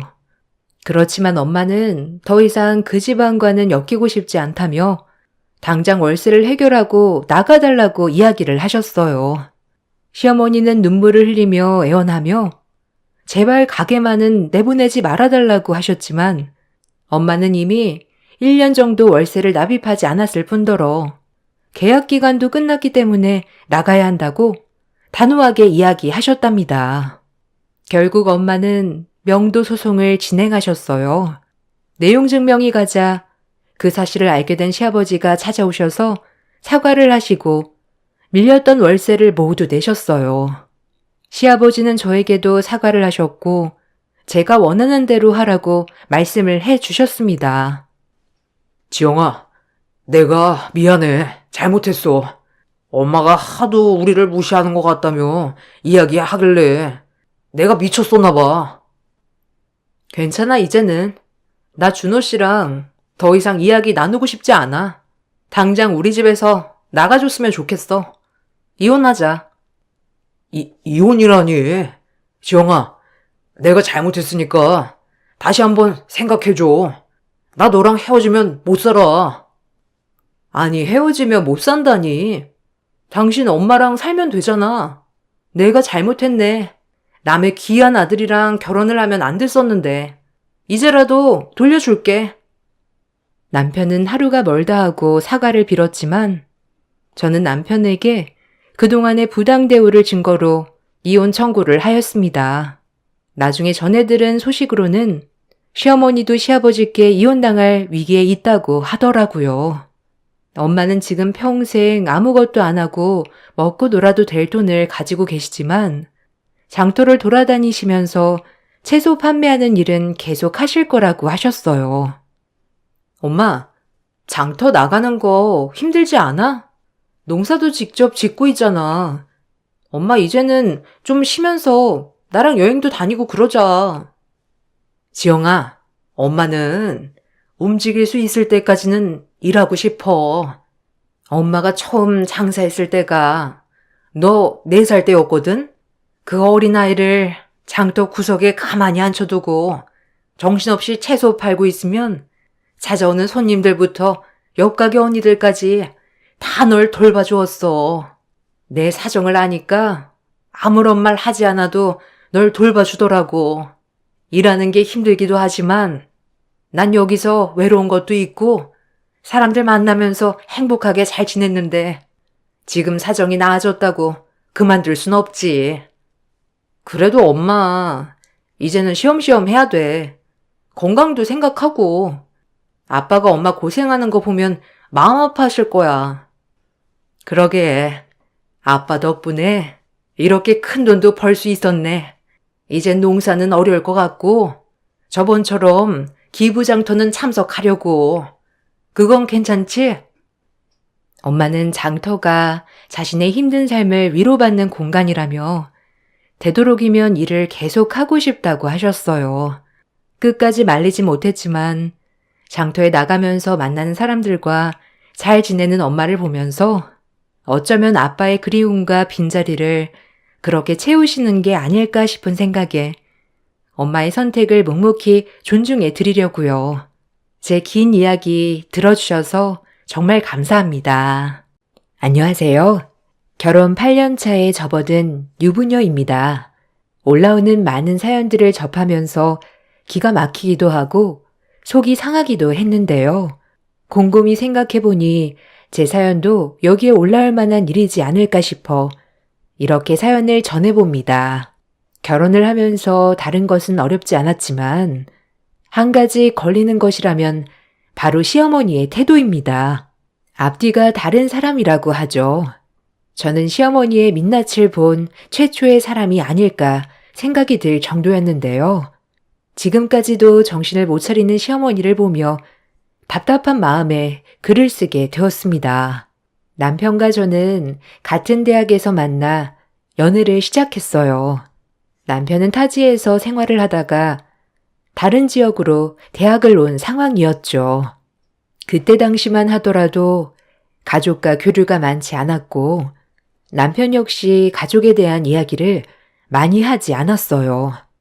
방학이 되어서도 집에 내려가지 않고 저와 같이 아르바이트를 하면서 지냈고 연애를 할 때도 가족들과 통화를 하는 것을 한 번도 본 적이 없었답니다. 그러다 보니 저 역시 남편의 가족에 대한 관심을 많이 갖지는 않았었는데요. 그렇게 무려 10년 동안의 연애를 하게 되었어요. 중간중간 남편은 저희 가족을 보기는 했지만 저는 남편의 가족을 보지는 못했었어요. 한번 명절에 남편에게 한우 세트를 들려 보냈었는데 그 이후로 갑자기 시댁 쪽에서 저를 궁금해한다는 소식이 들려오기 시작했어요. 아마 이것이 지금 사태의 시초가 아닐까 싶어요. 저희는 연애 10년 만에 결혼을 결심하게 되었고 전 처음으로 시댁 식구들을 보게 되었답니다. 남편의 가족들은 홀 시어머니와 형, 여동생이 있는데 처음 시댁 식구들을 보는 자리에는 시어머니만 만날 수 있었어요. 다들 바쁘다며 못 오게 되었다는 소리에 그럴 수 있다고 생각해 넘어갔었죠. 여차저차 상견례까지 진행을 하게 되었는데 그 자리에서도 시어머니는 양쪽에서 아무것도 하지 않고 허례허식 없이 결혼을 했으면 좋겠다고 먼저 이야기를 하시더라고요. 남편의 직업을 봤을 때에는 시어머니께서 약간 욕심을 내실 수도 있겠다 생각을 했었는데 그런 거 없이 먼저 아무것도 주고받지 않고 결혼식을 올리자는 말을 듣고 괜찮은 분이시구나 생각을 했었어요. 이때 시어머니의 속셈을 알고 있었다면 지금의 고민은 없을 거라 생각을 해요. 결혼 후 시어머니는 원래 살고 계시던 지역에서 사셨고 저희 역시 다른 지역에서 거주를 했기 때문에 시어머니와 따로 만나거나 마주칠 일이 거의 없었어요. 남편의 형과 여동생도 명절이 아니고서야 볼 일이 거의 없었고 남편도 가족들과 교류를 활발하게 하는 편이 아니었기 때문에 무려 결혼 5년 차까지 별탈 없이 흘러가고 있었답니다. 그렇게 결혼 5년 차가 지나고 시어머니의 본색이 드러나기 시작했어요. 처음 저희가 살고 있는 지역으로 오게 된 것은 시어머니가 사고로 다리를 다치게 되면서부터였습니다. 시어머니는 본인이 거주하고 있는 지역에는 믿을 만한 의사가 없다며 저희가 있는 지역에서 살면서 당분간 치료를 받고 싶다고 이야기를 하셨어요. 결혼하고 5년이 지나고서까지 시댁과는 별 트러블 없이 지내왔고 거기다가 시어머니는 저희 집으로 들어오시는 것이 아니라 근처 다른 곳에 집을 알아보신다고 하셨기 때문에 크게 문제가 되지는 않을 거라 생각을 했었어요. 남편과 상의를 해보니 남편은 뭔가 똘똘한 느낌이더라고요. 굳이 여기까지 와야 하겠냐는 남편의 말에 그때는 오히려 시어머니가 안쓰러운 생각이 들기도 했어요. 생각해보면 남편은 명절을 제외하고는 시어머니와 연락을 전혀 하고 있지 않는 것 같더라고요. 거기다가 시아주버님과 아가씨 역시 시어머님과 자주 만나는 건 아니었었거든요. 아무래도 가족들과도 멀리 떨어져 살고 있는데 아프기까지 하니 외로운 생각이 들어서 그러실 수 있겠다 생각이 들어서 저는 어머님의 말에 동의를 했어요. 저희 지역으로 오신다는 말을 듣고 난 며칠 후 어머님께 연락을 드렸습니다. 어머님, 집은 알아보고 계세요? 응, 주연아. 너희 집 근처로 알아보려고 하니까 생각보다 많지 않네. 여기서 그냥 왔다 갔다 하면서 치료를 받아야 할까 싶기도 하고. 네? 거기서요? 어머님, 거기서 여기까지 차로만 1시간 넘게 걸리는데 다친 발로는 무리세요. 그렇긴 하지만 그래도 집이 구해지질 않네. 나중에 매물이 나오면 그때 갈까 싶다. 안 그래도 몸도 안 좋으신데 괜찮으시겠어요? 지금 바로 치료를 받아야 하시는 거 아니에요? 아니야, 괜찮을 거야. 어쩔 수 없지. 지낼 곳이 없는데 막무가내로 갈 수도 없고. 시어머니와의 통화를 마치고 저는 고민에 빠지기 시작했어요. 사고로 인해 시어머니의 다리 상태는 좋지 않았었거든요. 저도 백방으로 알아봤지만 당장 입주할 수 있는 곳은 마땅치 않았는데요. 남편과 상의를 한 끝에 결국 저희 집으로 모시게 되었답니다. 처음에는 어머님이 극구 반대를 하셨지만 저와 남편이 계속해 이야기를 하니 마지못해 받아주시더라고요. 그때부터일까요? 어머님의 태도는 전과 미묘하게 달라지기 시작했습니다. 처음에 단순하게 같이 살다 보니 느끼는 불편함이라고 생각을 했어요. 중간중간 이상한 말을 꺼내 오시기도 했지만 그냥 착각한 것이라 생각을 했죠. 결혼 5년 동안에 큰 트러블 없이 잘 지내왔는데 갑작스럽게 태도가 바뀌는 건 이상하다고 생각을 했어요. 그러다 보니 처음 시어머니의 태도에 크게 대처하지는 못했었습니다. 그런데 시어머니의 태도는 날이 갈수록 이상해졌던 것 같아요. 너 내일 나 병원 진료보는 거 알지? 늦지 않게 1시간 전에 출발하자. 네? 어머님, 저 내일 일을 뺄 수가 없어요. 미리 이야기를 해 주시지. 죄송하지만 내일은 어머님 혼자 가셔야 할 것 같아요. 아니, 이 다리로 어떻게 혼자 가? 그럼 진료 미룰 테니 너 시간 될 때 가자꾸나. 어느 순간 어머님은 저를 마치 자신의 하인처럼 대하기 시작했어요. 휴일을 제외하고는 일을 하고 있었던 저에게는 이런 시어머니의 태도가 더욱 불편했죠. 심지어 시간을 맞춰 어머님과 외출을 하게 되는 날에는 시어머니는 지갑을 전혀 들고 다니시지 않으셨어요. 따로 일을 하고 계시는 것이 아니니까 처음에는 제가 돈을 내는 게 당연하다고 생각했지만 시어머니의 태도에 저는 이게 정말 맞는 일인가 싶었답니다. 예, 나 나가 있을 테니까 계산하고 나오렴. 아, 그리고 요즘 애비 얼굴 보니까 헬스케졌더라. 아들 먹을 것도 넉넉하게 포장해달라고 했으니 그것도 가져와. 어머님, 저녁에 먹을 거 있어요. 포장 안 하셔도 되는데. 예, 넌 이게 아깝니? 돈 번다고 유세하는 거야 뭐야?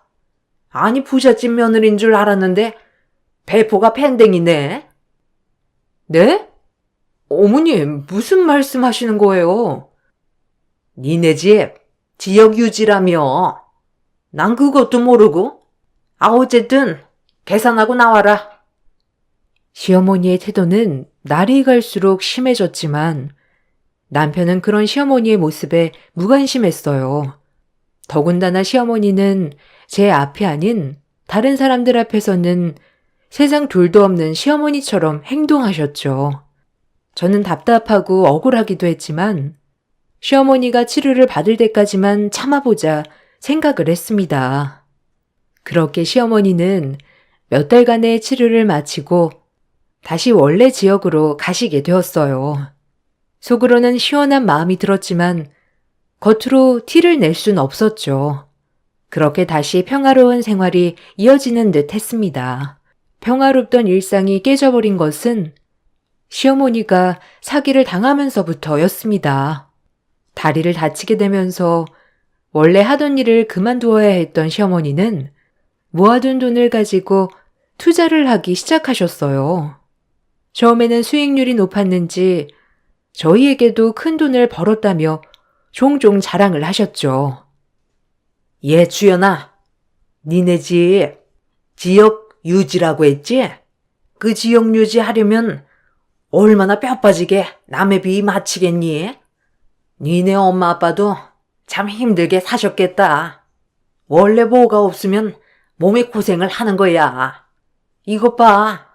나는 젊었을 때 벌었던 돈들로 투자해서 이렇게 먹고 살잖니. 너희 부모님도 이제 남의 비 맞춰서 사시지 마시고 투자하시라고 해. 엄마, 제발 말은 제대로 해. 엄마 지금 투기하는 거야, 투기. 그게 정말 투자라고 생각해? 그리고 장인 장모님을 그렇게 이야기하지 마. 누구보다 성실하게 열심히 살아오신 분들이셔. 도대체 창피하게 왜 그렇게 이야기하는 거야? 아니, 내가 무슨 틀린 말 했니? 지금은 모르겠지만 예전에는 다 남의 뒤 봐주고 큰 자리 얻고 그랬어. 어머님, 저희 부모님 그렇게 사신 거 아니세요. 그렇게 말씀하시니 속이 상하네요. 무슨 이런 이야기로 속이 상해? 너도 별나다 정말. 어머님은 종종 이상한 말씀을 서슴없이 하시기도 했지만 남편이 그럴 때마다 어머님을 나무랐고 저 역시 참지 않고 이야기를 했어요. 시어머니는 마치 자신의 잘못은 없다는 듯 이야기를 마무리하셨고 저희 역시 더 이상 말이 통하지 않는구나 싶어 길게 이야기하지는 않았답니다. 시어머니의 투자는 계속 성공적으로 이어지게 되었고 집에는 전에 없었던 명품 가방이며 옷들, 신발, 보석 등이 생기기 시작했어요. 가끔씩 시어머니 댁에 갈 때마다 새롭게 생긴 물건들을 보면서 놀라기도 했지만 시어머니에게 말이라도 꺼내는 순간 바로 머리가 아파할 것 같아 한 번도 티를 내지 않았답니다. 그렇게 시어머니의 자금줄이 튼튼해지면서 집을 나갔던 아주버님과 아가씨도 다시 어머님 댁으로 들어와 살기 시작하더라고요. 처음에는 그동안 신경도 안 쓰던 두 사람이 갑자기 시어머님 댁으로 들어왔다는 소식에 놀랐는데 두 사람은 어머님보다는 어머님 돈에 더 관심이 많더라고요.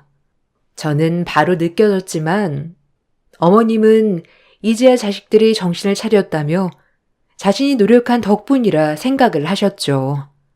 그래도 남편의 다른 형제들이 시어머님 곁에 있으니 이제는 한결 나아지겠다 생각을 했었어요.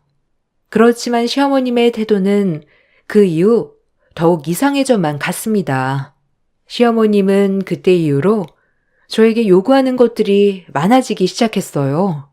평상시에는 용돈이란 걸 요구하지 않았던 시어머니지만 어느 순간부터 매달 용돈을 요구하기 시작했답니다.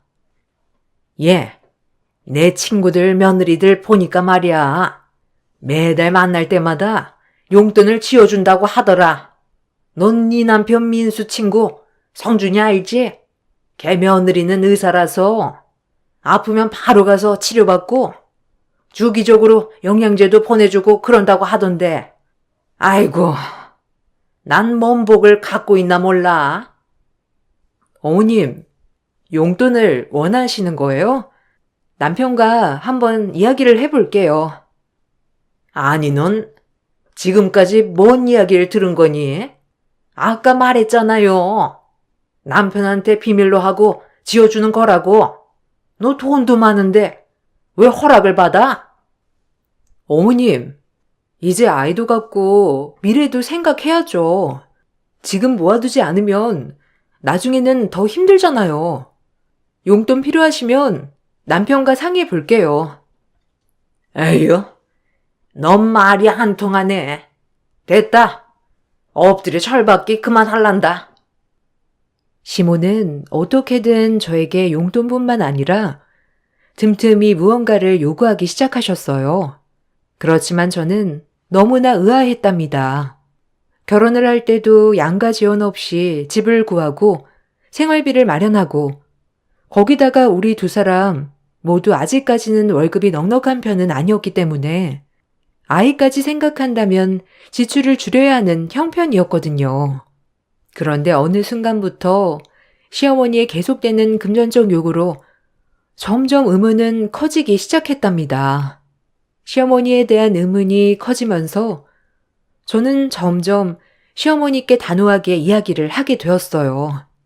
문제는 시어머니뿐만 아니라 시아주버님과 아가씨도 함께 저에게 무언가를 요구하기 시작했다는 것이었어요. 평소에는 전화 한 통도 없었던 아가씨가 갑자기 전화가 와 나갔을 때도 당황을 할 수밖에 없었어요.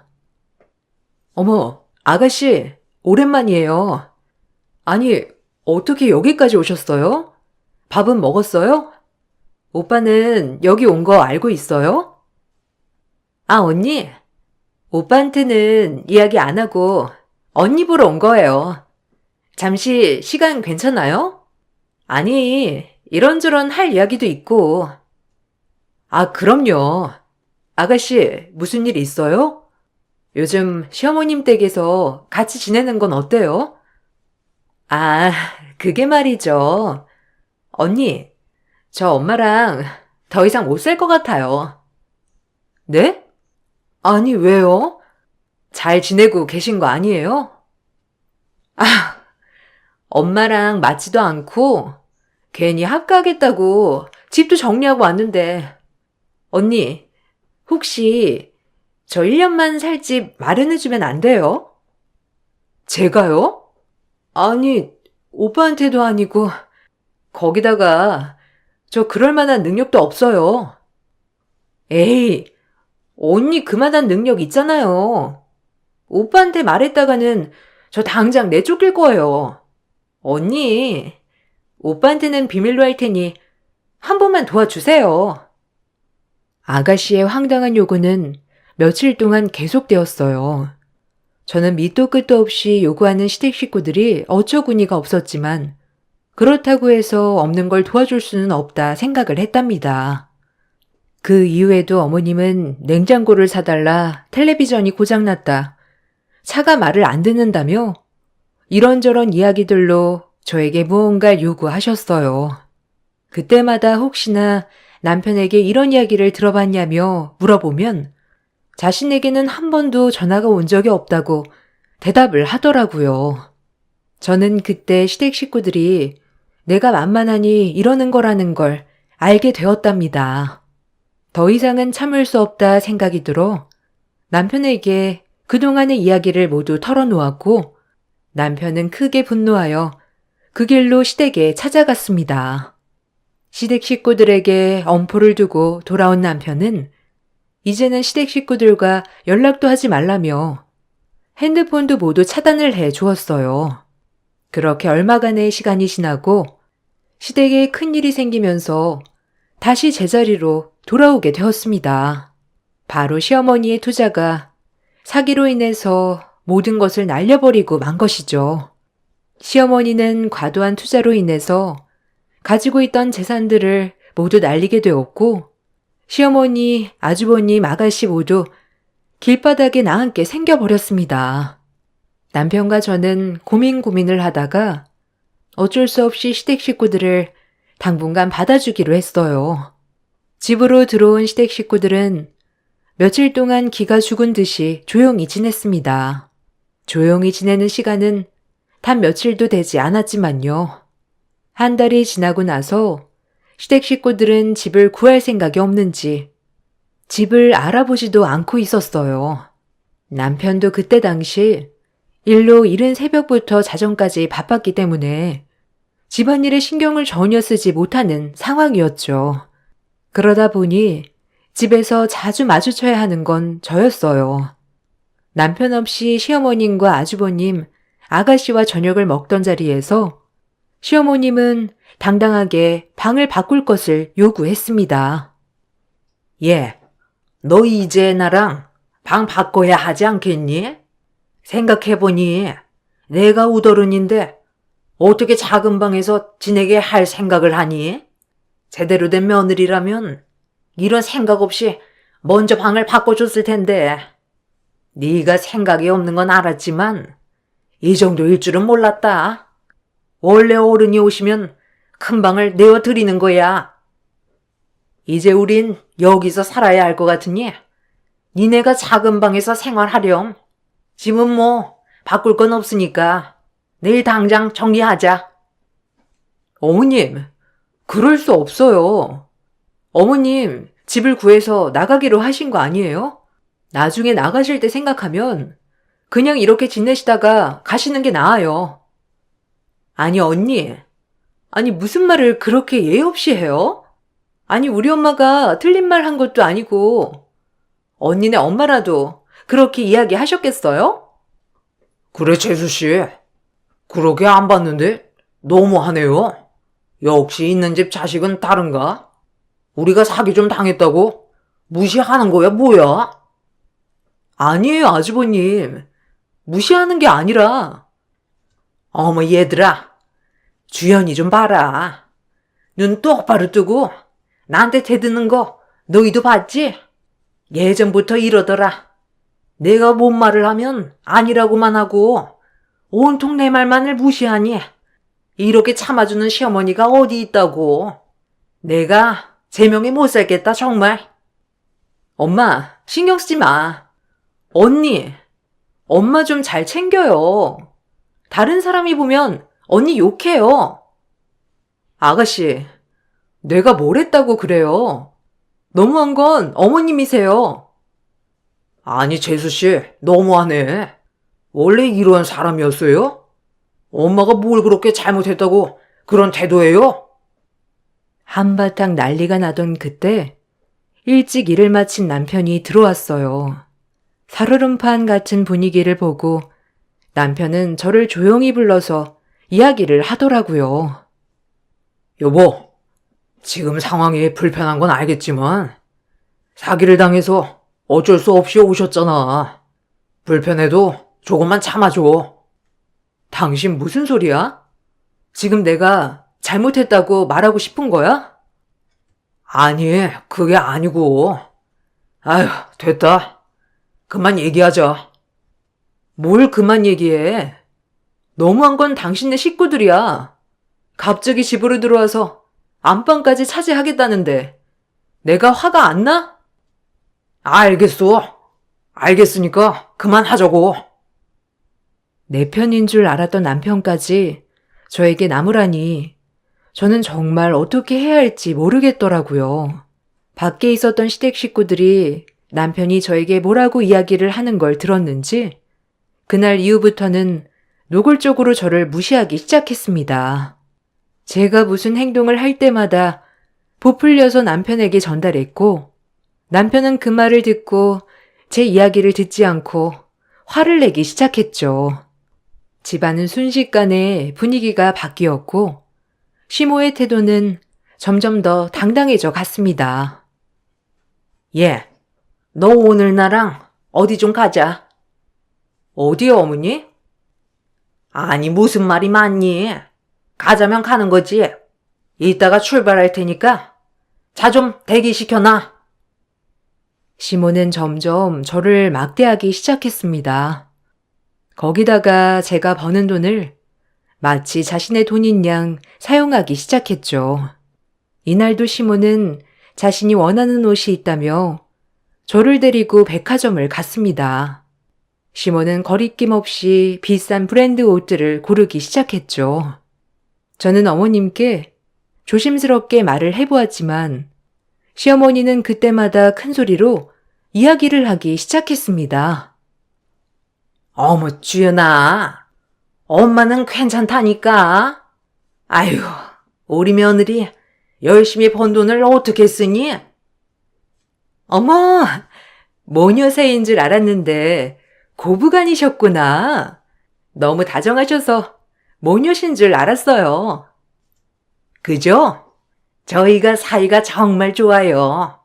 며느리가 이렇게 월급 때마다 제 옷 사주겠다며 난리네요. 어머, 행복하시겠다. 마음에 드시는 거 한번 입어보세요. 이렇게 시모는 저에게는 막대하면서 다른 사람들 앞에서는 저를 추켜 세우며 제가 피하지 못하도록 했습니다. 처음에는 어리둥절했지만 생각해보니 제가 이런 상황에서 거절하지 못할 거란 걸 가장 잘 알고 계셨던 것이었죠. 그렇게 엄청난 쇼핑을 하고 돌아오던 때 오랜만에 기분이 좋다며 시모는 온 가족이 모여 외식을 하자고 부르기 시작했습니다. 식당에서도 시모는 며느리가 밥을 사주겠다며 이야기를 하는 통에 어쩔 수 없이 왔다는 말을 크게 외치기 시작했어요. 조용히 밥만 먹고 가야겠다 생각했던 저는 실수로 시모의 패딩에 물을 쏟고 말았어요. 순간 얼굴이 굳어졌던 시모는 아무 말 없이 식사 자리를 마쳤습니다. 집에 돌아오면서도 별말이 없었던 시모는 집에 도착하자마자 폭언을 쏟기 시작했습니다. 넌 정말 구제불능이구나. 아니, 거기서 어떻게 물을 쏟니? 너 이 옷을 내가 얼마나 아끼는지 몰라? 내가 거기서 얼마나 창피했는지 아니? 물 쏟은 옷을 입을 수도 없고 너 때문에. 아, 어머님, 죄송해요. 그렇지만 다른 거 아니고 물을 쏟은 거라 마르면 괜찮을 거예요. 네가 어떻게 알아? 물 때문에 얼룩지면 네가 책임질 거야? 똑같은 거 사올 자신 있어? 참나 됐고. 이거 어차피 단종돼서 구하지 못하니 내가 원하는 옷으로 내일 사와. 네, 알겠어요. 어떤 건지 말해주세요. 자, 이거니까 내일 가서 당장 사와. 어머님, 이건 900만 원이잖아요.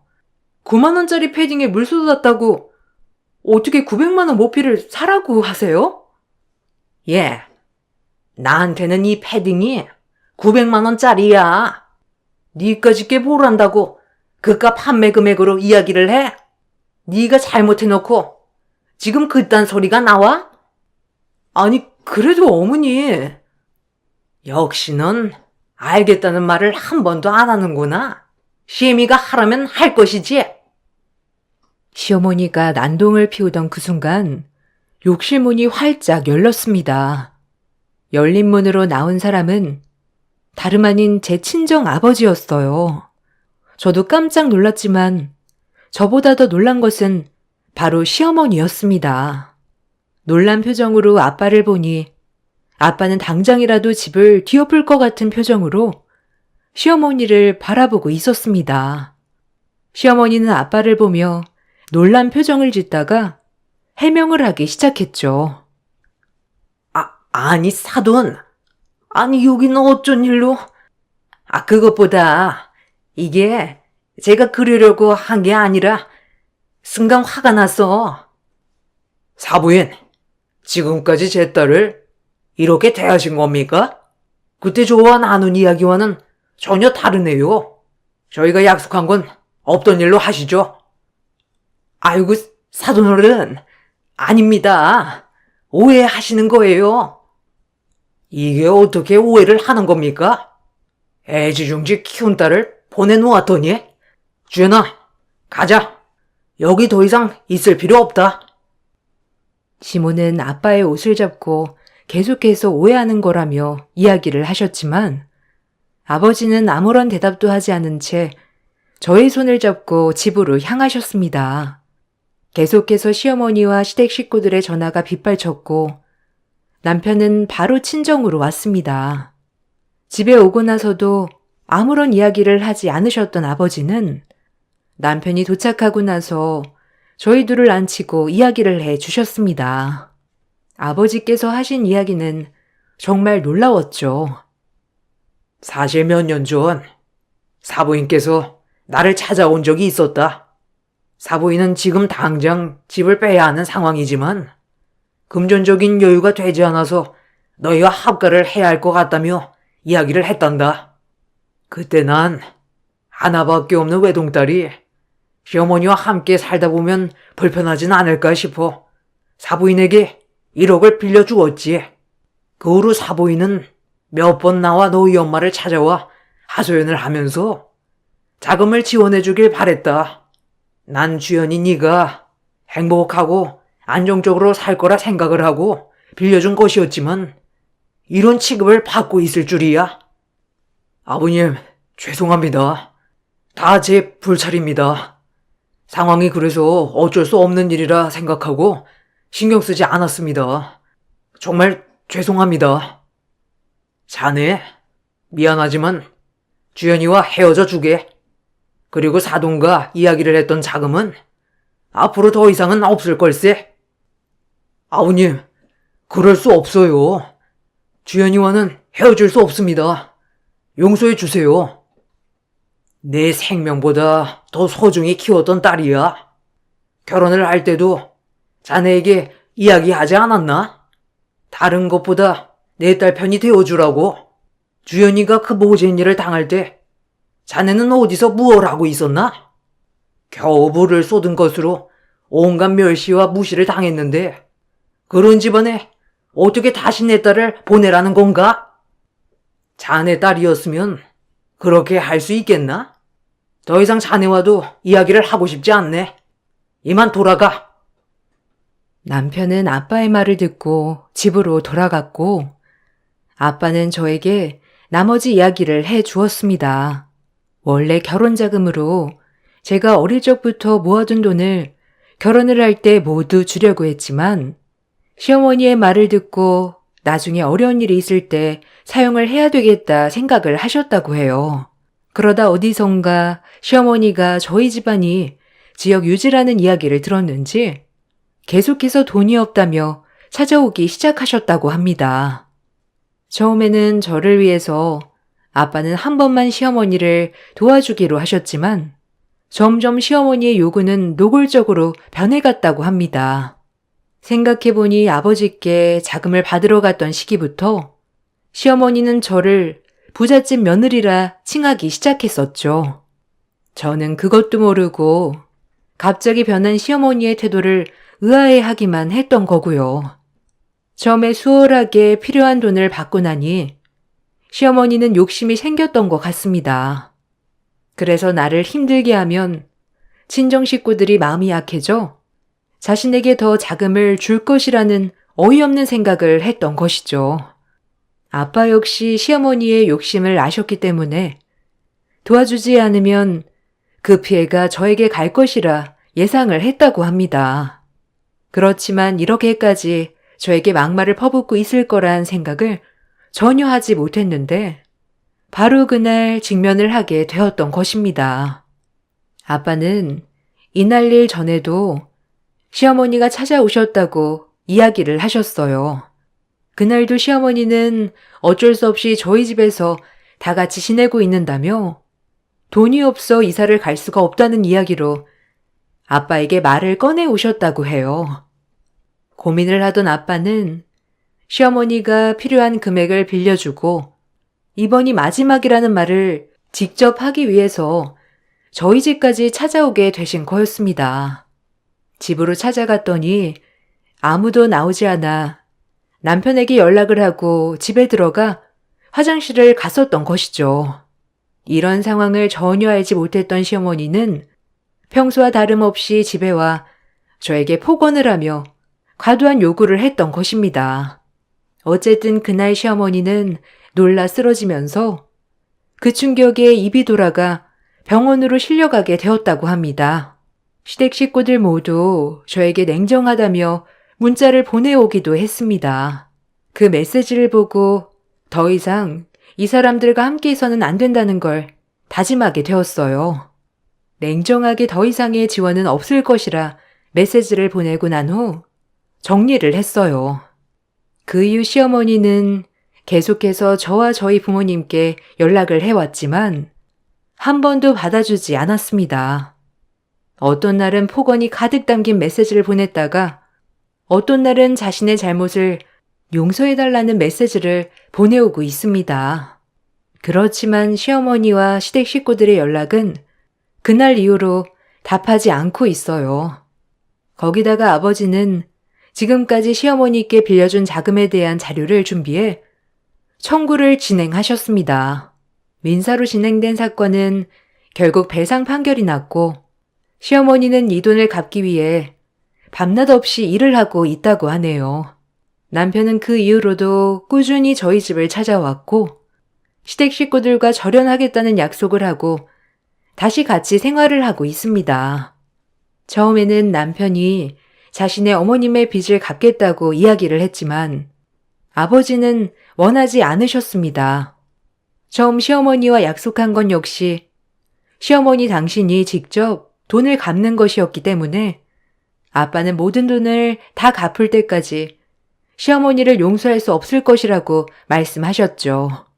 지금 생각해보면 결혼 후 처음 5년이라는 시간 동안에는 시어머니가 저희 집안에 대해서 잘 모르고 있었기 때문에 본래 속내를 알지 못했던 거라 생각이 든답니다. 만약 처음부터 결혼하기 전에 저희 집에 대해서 알았다면 시어머니는 그때부터 본색을 드러냈을지도 모르겠다 생각이 들었네요. 아마 서로 다른 지역에서 살았으니 각자의 상황을 잘 모르기 때문에 5년이란 세월이 지나고 나서야 알았던 것이겠죠. 지금은 평온한 생활을 보내고 있습니다. 남편과의 관계도 점점 회복하고 있어요. 사람의 본색이라는 건 누구도 알 수 없는 것이라고 하지만 이렇게 무서운 것도 있다는 걸 알게 되었습니다. 저의 이야기를 끝까지 들어주셔서 감사합니다.